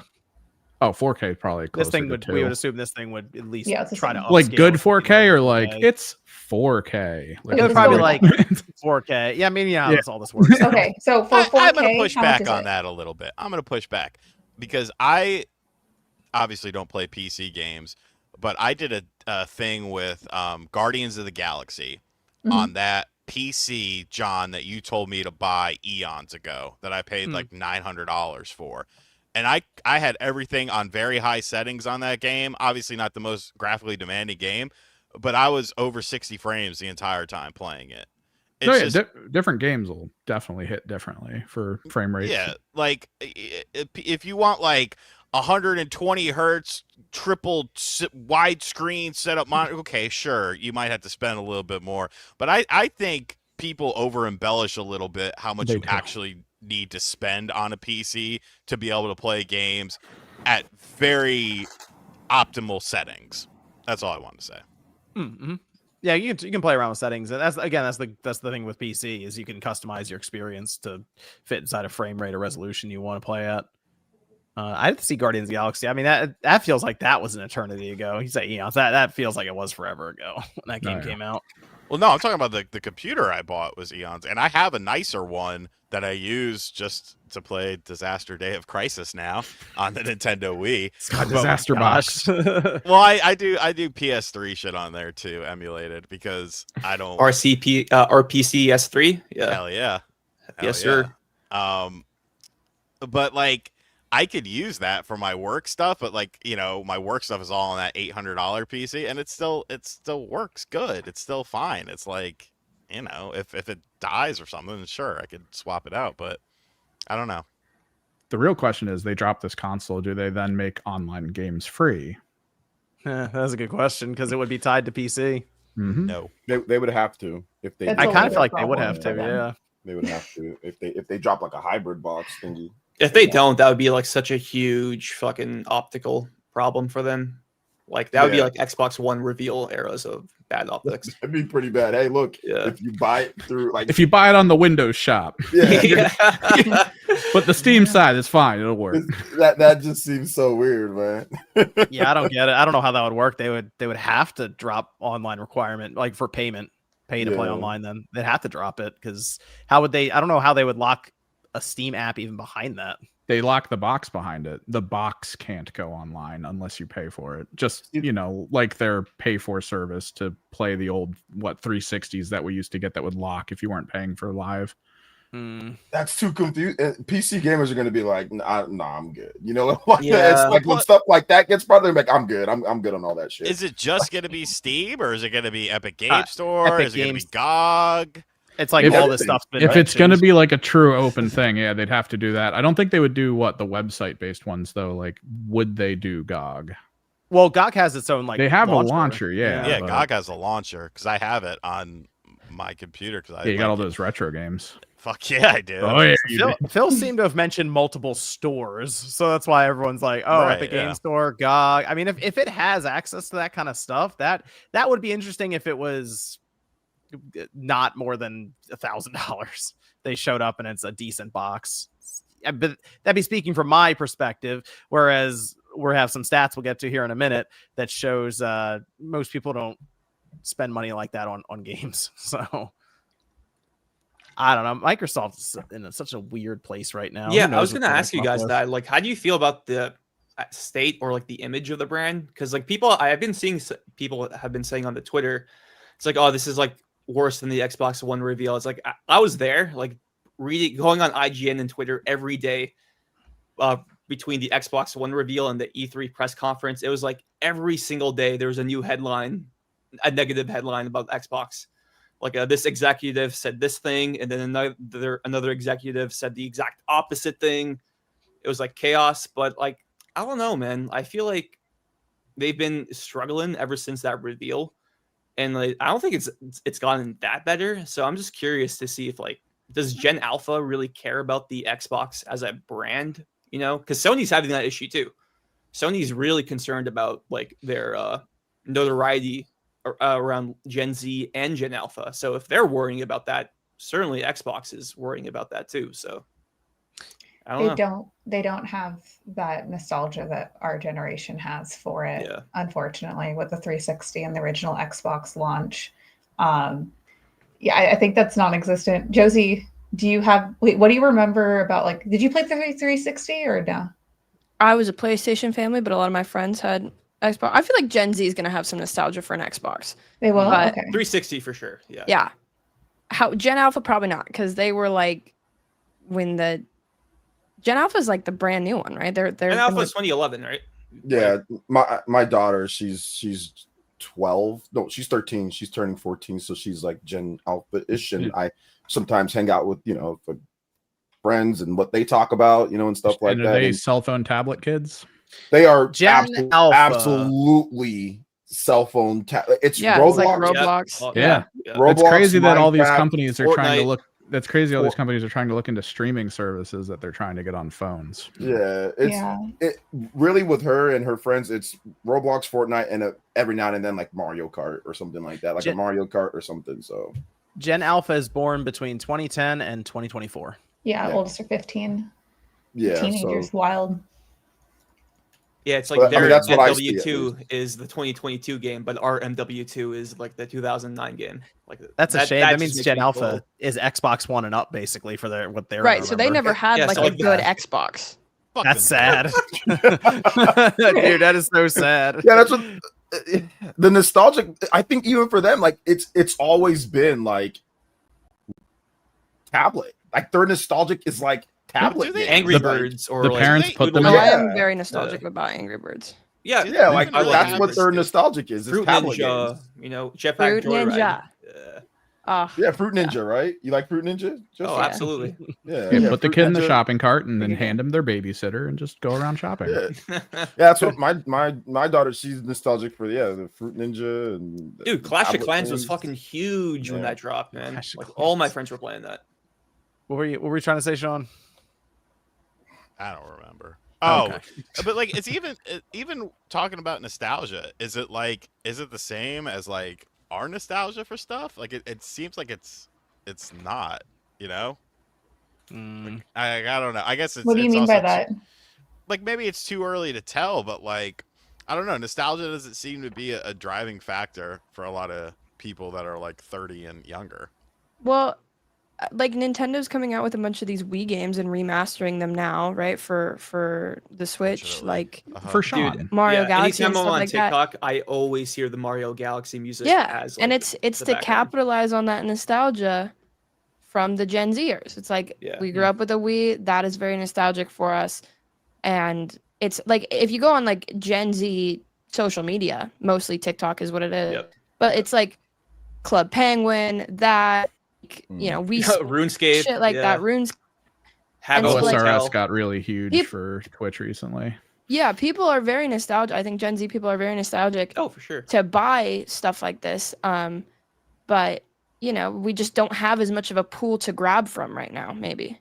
Yeah, when I was in college from 2017 to 2021, like I went to multiple houses and they had Wii's, you know? Yeah, my Like, friend still has a Wii. We play Wii all the time. yeah, here. like Wii Sports, Wii Play, Wii Yeah. Sports Resort. Like those Just are like still Dance? bangers. Just Dance. Oh I- my So, god. Sean, yes, they do experience nostalgia the same way. So some of my Gen Z content creator friends, it's funny. They're like, "Yeah, I remember playing this when I was a kid. It's so nostalgic." I'm like, "Yeah, I was in college drinking a beer when Mario Galaxy 1 came out. It was great, man. Super nostalgic."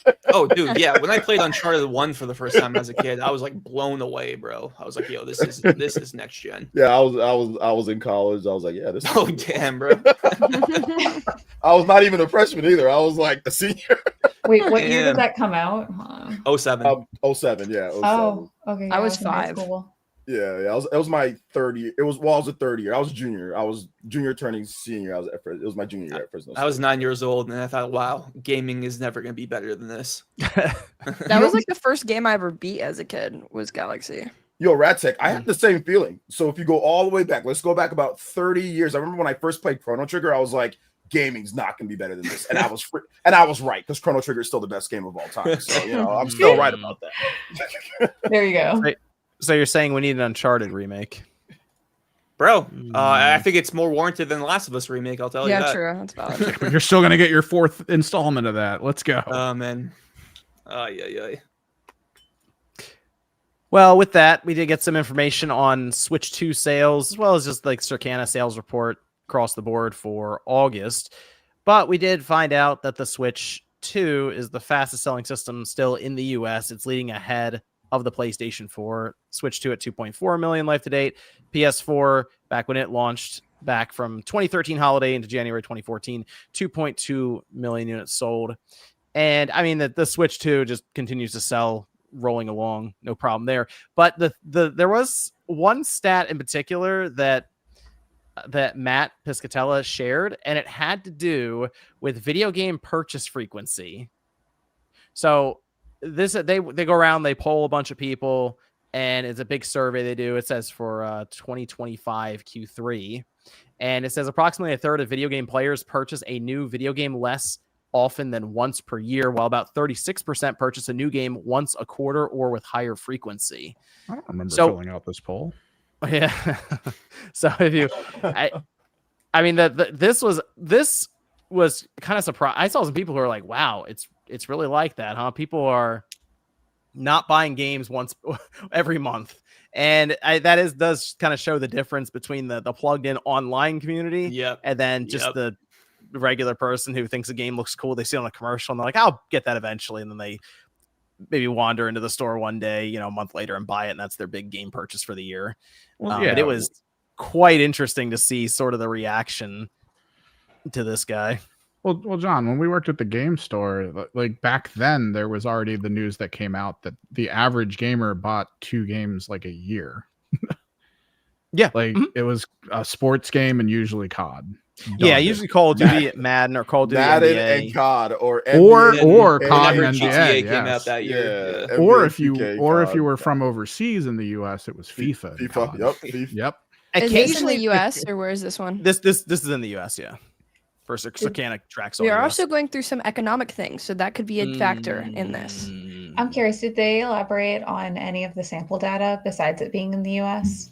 Because Did if they just I don't know. Let me see. Let me see because if if Matt they said anything. survey, I feel like we need more qualifiers in this, and it has to be a more controlled study from just taking like a random set group of people. Because We like went to one town in Central America, and these are the results. I don't know. I like it feels more of like a correlation than like No, yeah, you need a wider Actually- picture to actually care about stats like this. yeah. Because making a judgment from this, well, I do agree. Yeah, like more like I guess casual gamers will go into the free to play now and or COD Yeah. or FIFA. Like while I do agree on that, I feel like there should be more details to be able to judge of statistically how many games people purchase per year. Because Also, if this it's like this also says purchasing. Does that include in-game purchases for free to play? Did people No, assume it does that? not. And that Yeah, was so- actually a big Oh. thing if you think about okay, it. so that was a Yeah. qualifier. Okay, so it's only purchasing. Okay, interesting. Buying But outright. Go still. to the counter, $60, $70 game, something like that. But Oh, still, I going to feel the like there needs counter, to be not more. digital, or are we talking? Well, digital they as do well? track digital as well, but Okay. there's some digital they can't track. For example, like Nintendo. And I think there's some stuff with like Activision, Blizzard, or something they can't track as well.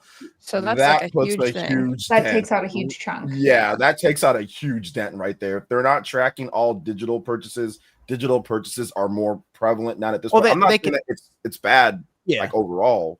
I'm just saying like that is a massive like, but like Yeah. They can track digital for like Xbox and PlayStation and stuff, but Yeah. Nintendo is one they can't But track.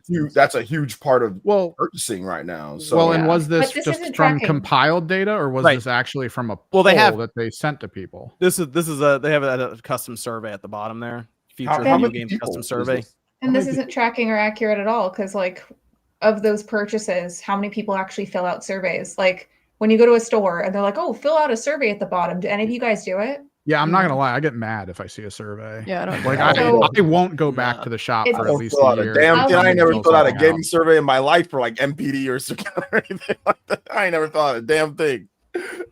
So I think that's just something to note for this. But it is Mm. interesting to look at with face value. Yeah, for sure. It's interesting. About once a year, less than once a year.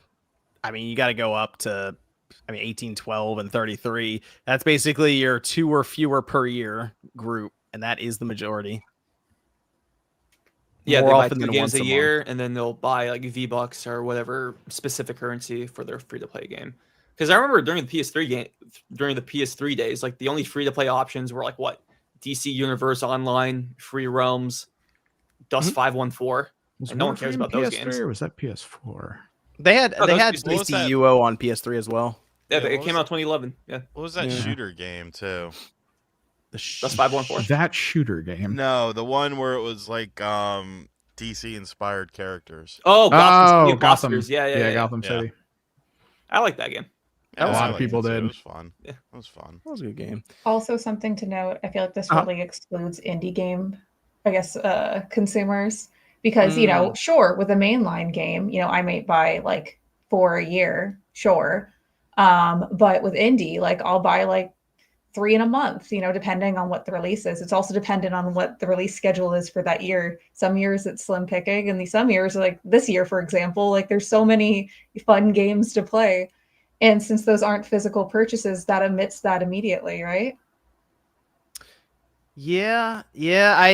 I saw this the data that comes in here, the survey they did, and then we hear about all this free to play stuff just eating up a lot of the market, and it made me think of people spending their money with things like $30 skins or something instead of Well, buying. didn't he a game. also go on to say like collector's editions, high price consoles, this, that, and the other was what was keeping momentum going? So like Yeah, basically. Die Hard. Yeah, The- more the expensive dedicated items Die Hard. with fewer buyers. Yeah. Right. Yeah. So I mean, I don't know. I think there's more truth to it than I guess some people on here think. But Well, wasn't there like a Me, yeah, in the Sean? Sony financials a few months ago, like half of the PSN revenue is from microtransactions off of 10 Right. games. Yeah.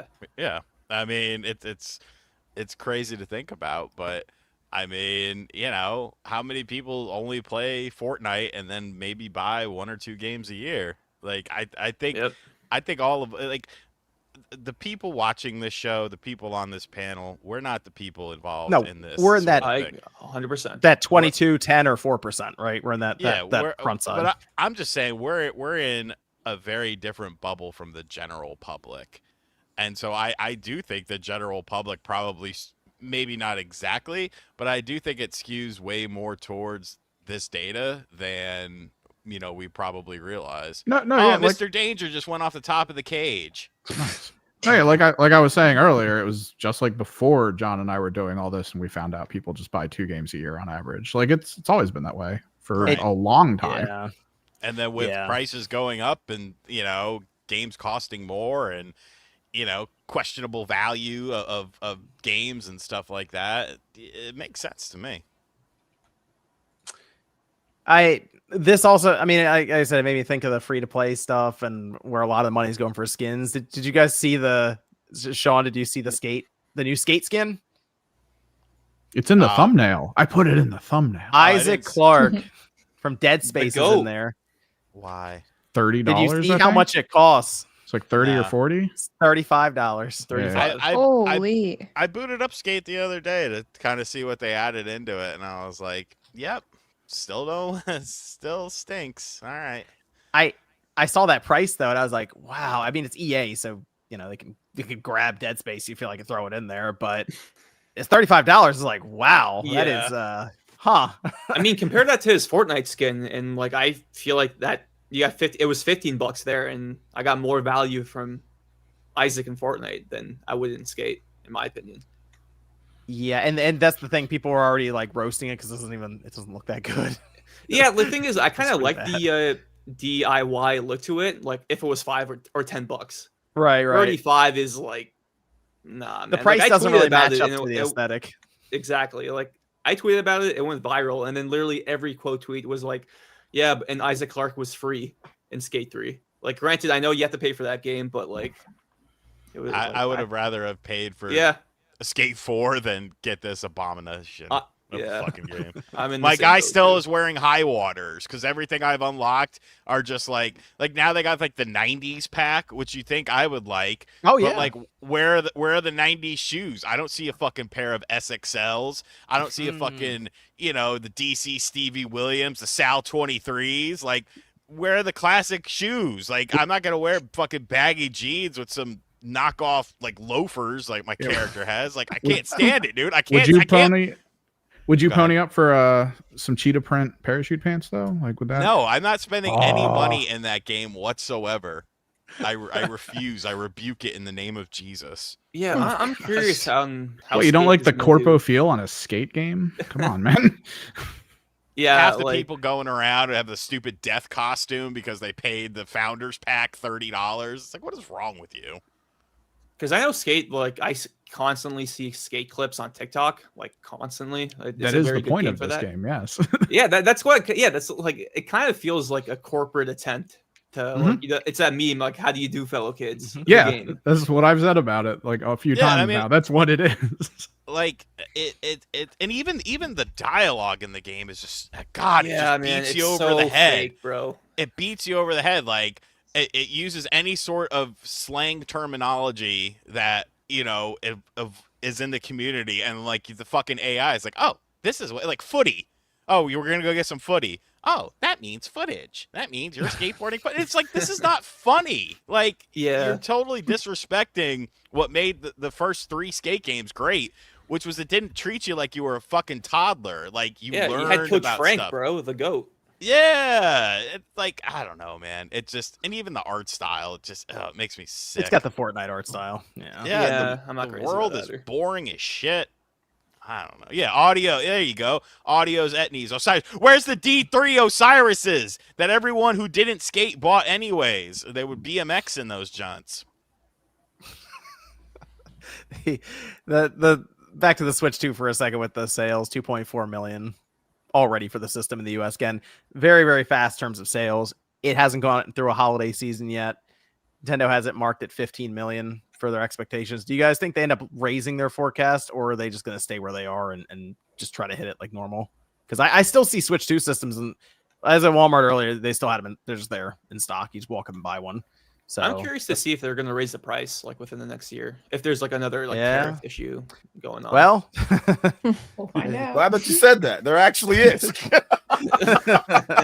But it's not Nintendo's. Most of their systems are produced in, I think, Vietnam. Yeah, but I mean, China just got slapped with a huge tariff. Be it fucking nom. Say it right. The price increase is something that people are still dreading. It's the possibility of, and I feel like they would do it after the holiday if they did it. I mean, even like a Switch 2 for 500, like without the bundle, like I still think it's like a pretty good deal. Like I don't think it's like the end of the world. Don't say that out loud.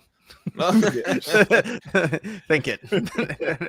Don't give them ideas. They're always listening. I mean, they could raise the price, but we'll have to wait and see. I think they'll probably raise the price of other things around it, like they did already, like Alarmo and stuff like that. They might, but I mean, it's definitely possible that they do. But I mean, they have the stock. That's the thing with this. They actually have stock, and that's the reason why they're able to sell the amount they've been able to sell. Because it's like when Sony had like 3 months of PS5 shipments ready, And then after that was done, it's like, all right, we're raising the price of the Pro, PS5, PS5 Slim.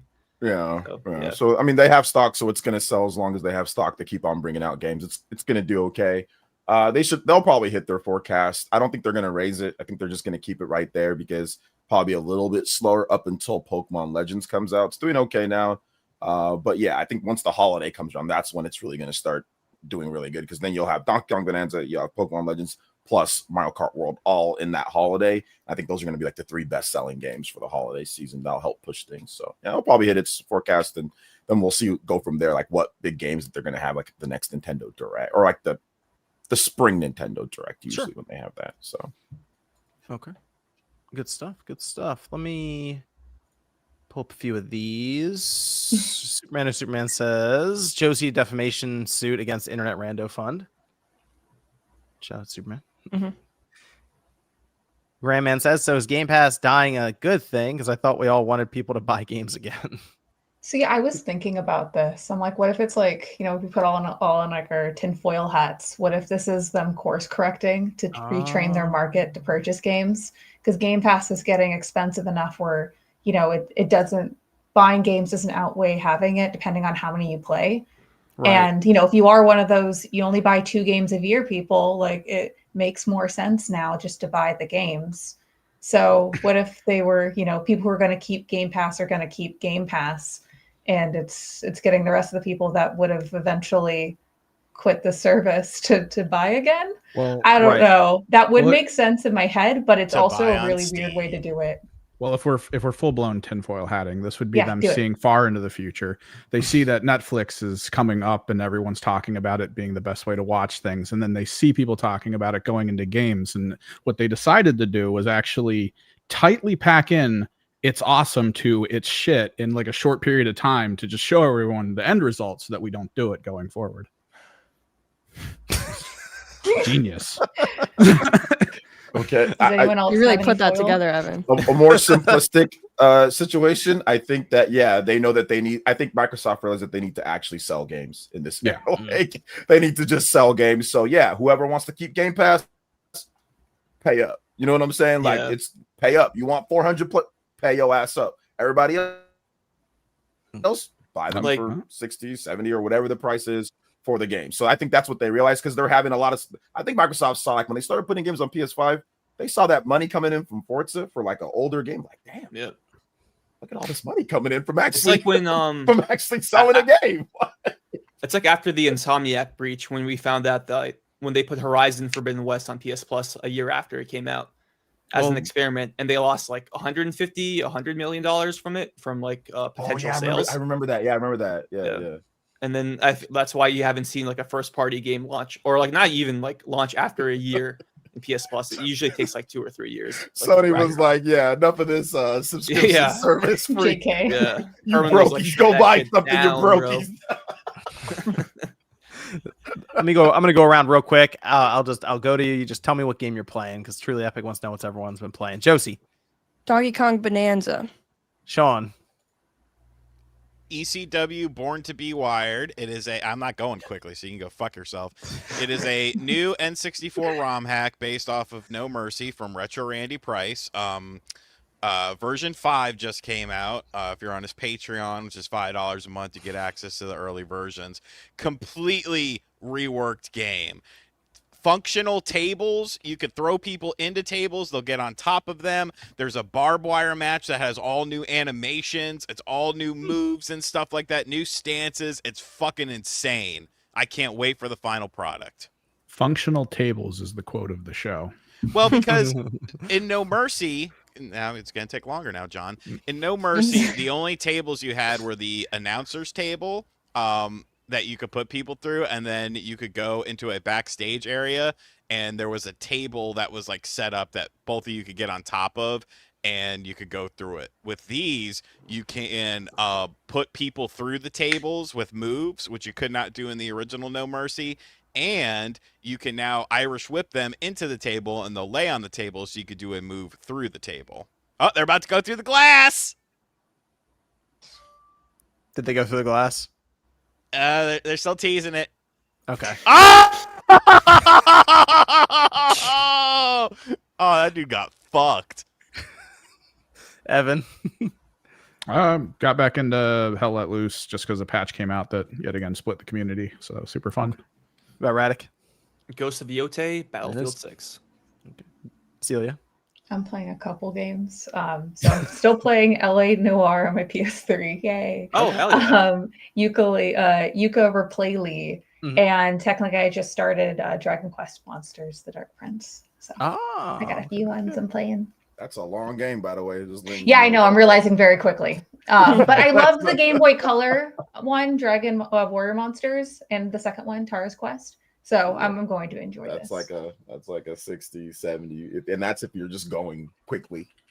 Yeah, I'm gonna start it and then be like, okay, time out. Gonna play another one. Yeah, that's a long game, but no, it's a good game though. It's fun. That's good. About OJ. Just Trails in the Sky. I've just been trying to get as much of that done before Pokemon ZA comes out. But yeah, Trails in the Sky is really good. I'm playing on the hard mode though, so it's like, man, the battles can take a little bit longer. Enemies take a lot more damage, but it's good though. I'm enjoying it. It's a very, very, very good game. If you like Xenoblade, you like Metaphor Fantasio, it's reminds me of those two games. Kind of like a mixture. Mac Mega says, sorry to hear Mina delayed. Celia was going to take Halloween off and binge play it to its end. Do you know if it will still be released this year? Thank you for your kind words. As for the release, right now we're focusing on finishing the game, and then we're going to announce a new release date. It's just one of those things that we don't want to give an answer either way, because we don't want to disappoint anyone. We're disappointed too, because we were really looking forward to the October 31st date. But, it was a unanimous decision to make sure that we make the game fantastic. So thank you for your patience. I appreciate it. Amiji says, John, please donate a camera to Couch GT. He's got a camera. He's just watching That's Wrestling Deathmatch or something. You already responded. HCZ says, we have epidemic of newbie, lazy, unexperienced, no innovation, nor imagination devs. Software and hardware keeps innovating. Meanwhile, the veterans like Hideo Kojima keep embarrassing this new devs and showing them embarrassing this newness and how it's done. Well, I mean, if they're Is this taking Rage Bait? direction from him, I think there was a 6-year gap between Death Stranding 2. Between them? No, Death Stranding. Yeah. Oh, Death Stranding it was 1, like that was 5 2019. Yeah, 2019, 2025. Yeah. Yeah, so they're taking notice. They're expanding their dev cycles. Because he did used to release things once a year, twice a year, 4 times a year, but that's not the case anymore. Yeah, his dev cycles are getting longer because between MGS5 and Death Stranding, it was 4 years, 2015, 2019, I think. Something like that. Mm-hmm. Yeah. Yep. It's company's gonna be playing it safe too. It's expensive to make a game. Yep. It's expensive. Kevin, $2. Shout out to Kevin. Pyro says, check out King of Meat. It's like Fall Guys, Zelda, and Mario Maker had a baby. Just launched with a super small player base, but it's so much fun. John, if you look in our chat, I did post a clip of the glass spot if you wanted to see it. Oh, okay. Oh, I'll check that out. I'll check it out. You've built it up a lot. There's the high expectations right now. Grandman says we need innovation, something we've never seen. Well, I think we've seen innovation. We've seen innovation. Yeah, we've seen some weird shit. Yeah, I was gonna say. Claw says, you think Xbox is making a hybrid to get around tariffs? PCs are supposedly not taxed heavily. I just hope they keep play anywhere. I'd use my PS5 way more if some kind of cross progression existed. Yeah, that launch that PlayStation launcher on PC that everyone will get You mad keep at. bringing that up, man. I don't know if that's gonna happen. Everyone will get mad at it. Yeah, like they have to walk back the PSN login requirement. Yeah. Right? Yeah. The PC hybrid, that's an interesting point with all the taxes and stuff. You think tariffs they can get around?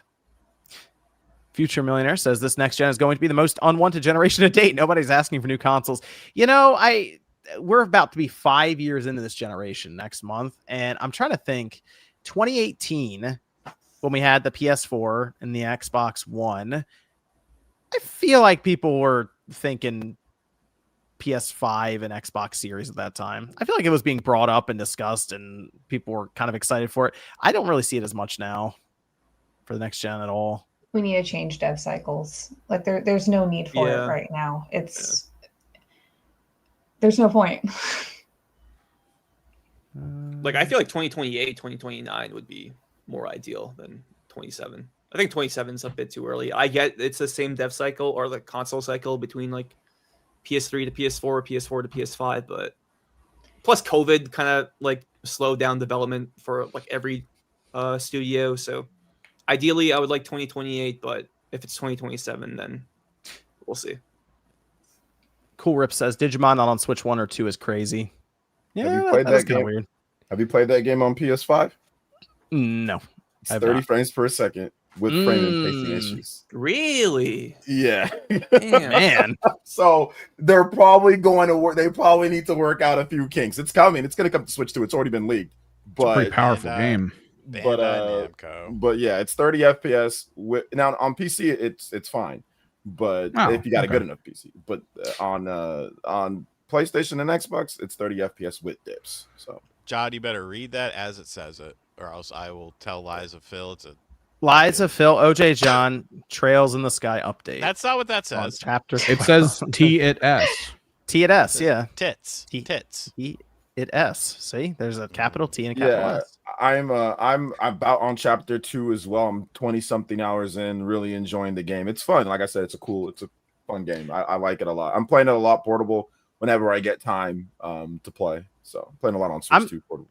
A little over 15 hours. I think I feel like I'm coming up on the. I think there's gonna be a break between chapter 1 and chapter 2, and I kind of get the feeling that there's some sort of like story beat or twist or something that happens for it. It feels like they're building up to it. I do like the game.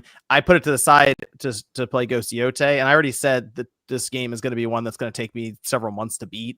I was going to rush through it, but then I started playing it, and then I immediately ended up at like 15 hour mark because the game is very good. A little slower early on, but then some stuff happens and it kind of starts like pulling you along through the story. So also it helps when you start getting stronger and getting like more gear and getting stuff. more. It's not as fun when you're weaker in the beginning, to be honest. Yeah, you get more abilities. Like you can unlock the different, like the orbology or orbs slot or whatever stuff. So that stuff's cool. Like it gets better as you get more characters and get stronger. So I'm enjoying it. Grandman, no one. RGT, Xbox lied. Big D says Amazon had some great game deals this week. I feel like I didn't get anything They crazy. did. I didn't buy anything though. Yeah, But I actually I'm waiting just to see Cyber Monday or Black Friday. See what we're dealing with there. They have Strangers in Paradise for the final. Remember that? Yep. Final Fantasy game. Mhm. That's How much $20 was it? bucks. So yeah, it was like a Okay. Souls Final Fantasy. Oh, That's that's not $20 bad. bucks. Yeah. So I bought that's that not right bad. now. Okay. Illustrious says playing Dying Light the Beast on a 5090, great stuff. Yeah, game probably looks crazy on there. I mean, it looks and runs well on the PS5 Pro, but on 5090, yeah, that game was optimized fairly well. I think that's Unreal Engine 5 as well, and it ran pretty good. Zoop says, but Trails is as time consuming as a MiHoYo game. Yeah, this Trails game I feel like is going to be a while. It's going to be a minute. But the best thing, it doesn't come with all the bullshit like MiHoYo game, like all the microtransactions and nonsense that those little gems and orbs and floating things that you got to do to get characters and all that. You just play a normal game. And for now, it doesn't. Coming soon to the cell phone. Trails in the Sky. No. Mecha Omar says, hi, Celia. Will Mina for Switch 2 include a Switch 1 version as well, or is that up in the air still? Thanks. That's still up in the air. Once we've ironed out things and we're a bit closer to launch, we'll have more details if that's something that we decide to go in that direction. Thanks for checking in, Mina. Yay! But also, I'm sad that I wanted to release this month. Well, hey, it comes out. Take time, get it right. No, it's release it. It'll be good. People will be there for it. I've been playing through the game a bunch, and it's great. We just need a little bit more time. There were a few questions that I picked out from the Patreon, Spawncast Patreon, that I'll go through. We're gonna do some outros as well as I go through some of those here. There we go. Radic, we'll start with you. Appreciate you joining us. Thank Good you for having me. A lot of fun. You want to let the good people know where they can find you? I have you linked down below to your Twitter X handle, but anything else you want to plug, you can. Yep. I'm at Real Radic on every social media platform: Twitter, Twitch, TikTok, Instagram, YouTube. I cover primarily PlayStation. That's kind of my beat. So yeah, if you want more updates or my takes on PlayStation news, just follow me at Real Radic. Over on the mailbag, Zoob says, did you hear the reports that Windows is about to require always online?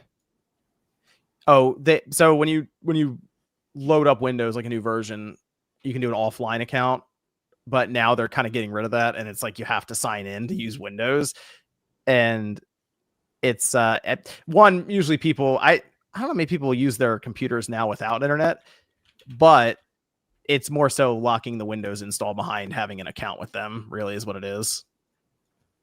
And people are figuring out that Windows being quote unquote free isn't really free.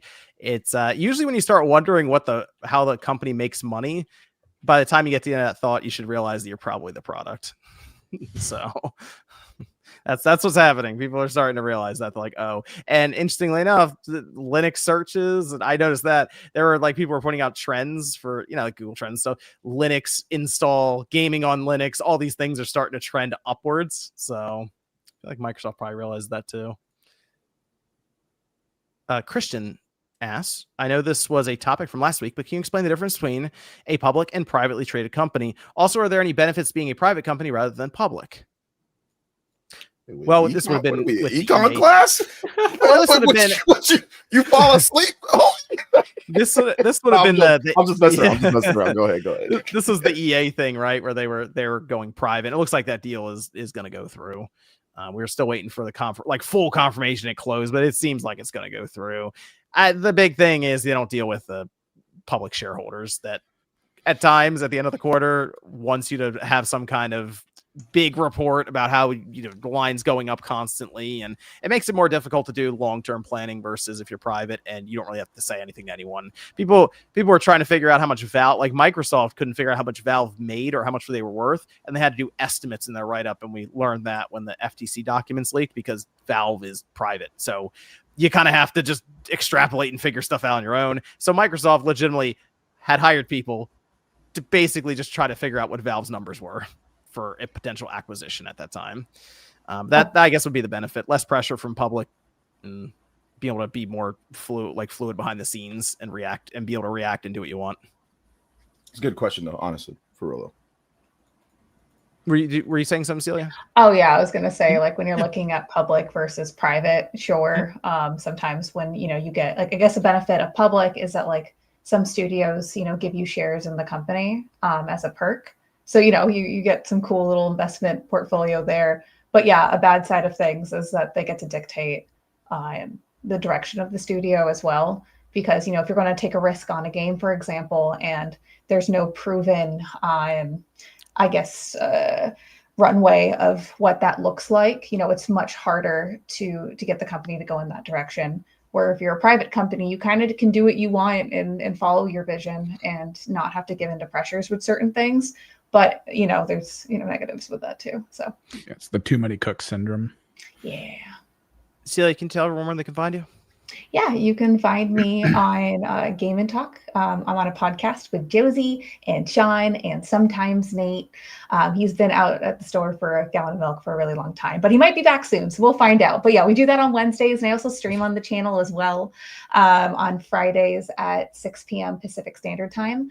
But besides that, I'm on Twitter. I'm Celia B with 3 E's, and on Instagram as Kosher Gamer.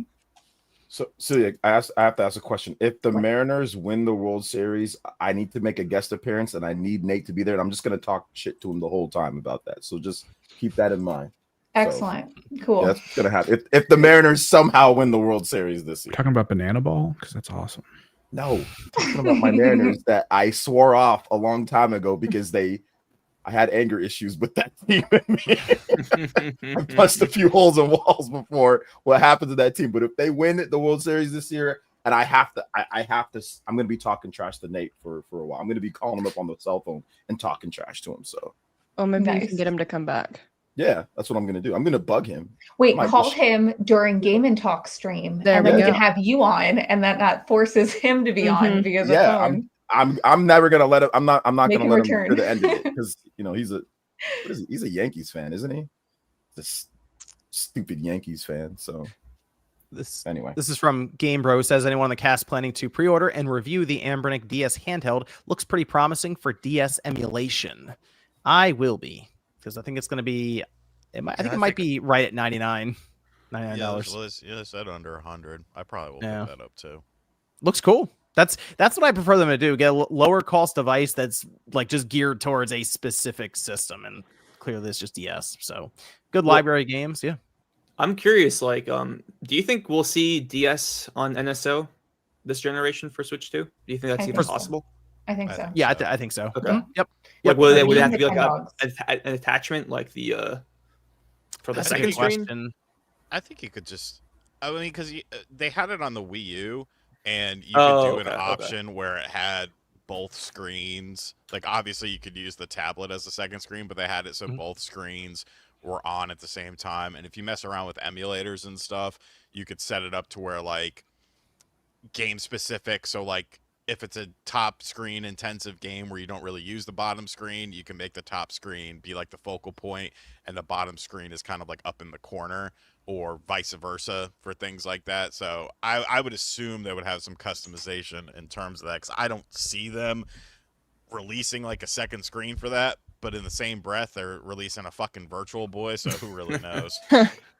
So You for think that they'll send us- emulation, like, because Okay. I know, like, for Mario Party DS, like, there's I swear to God, there was like a mini game where you had to actually like blow into the DS. I might be making that up. Right Yes. now, No, but- there there is. was there Yeah. there were several games where you had to like blow into a microphone. Yeah, the or- microphone picked it up. It wasn't actually like the air. Right. Oh, okay. And Gotcha. conveniently, there's a mic on the Switch too. So Perfect. Yep. there you go. Do you think they'll sell us like a $200 cardboard add-on, like, or plastic add-on, like they're doing with the Virtual Boy? Probably. Yeah, probably. Here you go. Here you go, Sean. Kale says, I speak for everyone when I say Mina will be peak, so let it cook as long as you need to. And they ask, can we get a Dreamcast guy? It's been a while. You can find me at youtube.com/dream. Cast guy. Got a lot of fun videos coming Jesus up. Christ. I There's couldn't a way to do. Yeah, Yeah, there's a bro. way to do One that day- and breathe in while you're That doing it. breath You could go control, infinitely. goddamn. That I quit smoking might kill you. cigarettes, man. That's like you might end up dead doing. doing it. One day everyone needs to harmonize with him. Tongue, this might end up. Oh like, yeah, let's do it again. Everybody. Bro, Yeah, I would everyone do that. harmonize. Okay, like Yeah, pick right. your. That's telling Okay, you. well- power right well, there. Sean, Crash because- StreamYard. Because of that, Sean, I'm bumping this question up just for you, okay? Who Dat Man says, hey, Spawncast, what game is RGT most looking forward to watching DSP play next year? There you go, Sean. Oh man. It's tough because if he plays a game that I want to play, like, I won't watch those streams. So I hope it's something next year. Mhm. Because like okay, if he plays a game like Metroid Prime, which I think he will suck ass at, like I will have that beat by like his second Right. episode. So like I could watch like the second episode of it, and I could probably be even further than he is in it by the time he gets to the first episode. So I would actually be curious to see how he plays that game. Do you want to tell the good people where they can find you? Find me on RGT85. Sometime this week I'll be having a piece of shit arrive at my house that cost me over $500 that is missing active wrestlers, and the company didn't tell anyone that before releasing the product. I tried to cancel my pre-order because there's also bugs in it, but they had already shipped it. So now I'm kind of stuck with it. So make sure you watch that video so I can make some money. Okay, there you go. OJ, where can I find you, sir? Yeah, right here on YouTube, Player Essence. Got some cool videos that I'm doing talking about all sorts of stuff. Metaphor Fantasio, the 1 year anniversary. Did a live stream on that. That was interesting. I got a video talking about Super Smash Brothers for the Switch 2. I think Sakurai's absolutely working on that. So go check out my video on that. And I'll have other videos talk about Zelda and talk about Metaphor. And I'll probably talk about I got some stuff that I want to do on Expedition 33 because they got some more stuff coming out for that. So I'll be discussing Expedition 33 more. So yeah, all sorts of cool stuff. So thank you. Player Essence on YouTube. Thanks for having me on. You got my Xenoblade Chronicles X review coming up anytime soon? I'm waiting Once on it once still. we get that 60 FPS patch, we'll do that. But I mean, you can go back and watch all my Xenoblade Chronicles X videos that I already Okay. did from a decade ago. Some people finished it a decade ago. 60 FPS But Waiting on that review. I'll get the reviews coming. Let me get that 60 FPS patch, and I'll definitely finish that up. But yeah, obviously Xenoblade, there's tons of Xenoblade content. So Xenoblade 1 through 3 in particular, and of course X if you want to watch my old content on Xenoblade X. So there's that too. Claus says, someone please tell me where this Dreamcast guy shtick comes from. Also, when is RGT going to get a job as a Spanish soccer goal announcer? Because that's the way he used to say Shoutcaster, it. sir. He did, Shoutcaster. I could do it. Ariaga. Ariaga 2. Ariaga. No. Josie, where can I find you? You can find me on YouTube at Josie. Whoa, I talk about Nintendo and stuff like that. I've been streaming Mario Galaxy 1, and I'm going to stream Mario Galaxy 2 once we get to that. So I'm going to stop by the streams. Also, product provided by Nintendo, but they've been great. And yeah, thank you for having me on. I'm also on Game & Talk, obviously, with RGT and Celia, and it's a banger. So if you haven't subscribed, go check that out. They had a good after show. Go check it out. Careful about that after show if you guys watch Josie it. made Sean lose it. I say no, it's good. I could do some an of- intro for you, Josie. Welcome to Josie. Whoa! Your mic clips. That's fine. That just makes it better. That It feels makes it like better, it he's falling does. away from it. Just Whoa! Evan, where can Yeah. I find you? find me on YouTube and Twitch and socials at Kimmerix Project. We're gonna try to finish this thing up sometime this week, either tomorrow or Monday, maybe. We'll see how far we get with it. It's a lot more painting to do, and then figure out some other stuff about tabletop things. So super fun. Okay, I have another message here that I picked out from DC Fat Cat. It says, John, I hope you know how I appreciate you reading my comments each week. I may be hard on you, but just know deep down, Liddy and I love all the Spawncast does that brings us joy and consistency. These last 2 weeks, we moved into our first house, and the shows have been our dinner TV time as we get furniture after leaving DC. Yep, New house. they were assembling IKEA furniture. He left DC though. He's gonna have to change his Analog name. Says, one last thing I learned from you that to get the best for my wife only takes a little smacking around. Alloys. Well, they said just John was getting smacked Thursday night. I Love figured you he and was whole gonna, MCN Mafia. Oh yeah, because the Eagles are getting smacked. Yeah. figured his wife Josie was out here gonna mad I fucking call her kill him. Amish. Everyone else says John beats his wife. Like, come on. Which one's worse, Josie? Oh, downhill. I'm not. Well, thanks everyone for joining us. I got everything there too. Yeah, we're good. And again, thanks Radic for joining us. Appreciate it. Check him out over on he's over on YouTube, Twitter, everything. So I have everybody linked down below. Check him right out in the description. Thanks everyone for joining up. We'll be back next Saturday at 9 p.m. Eastern time. We'll see you guys then. Think for yourself. Challenge Dreamcast guy.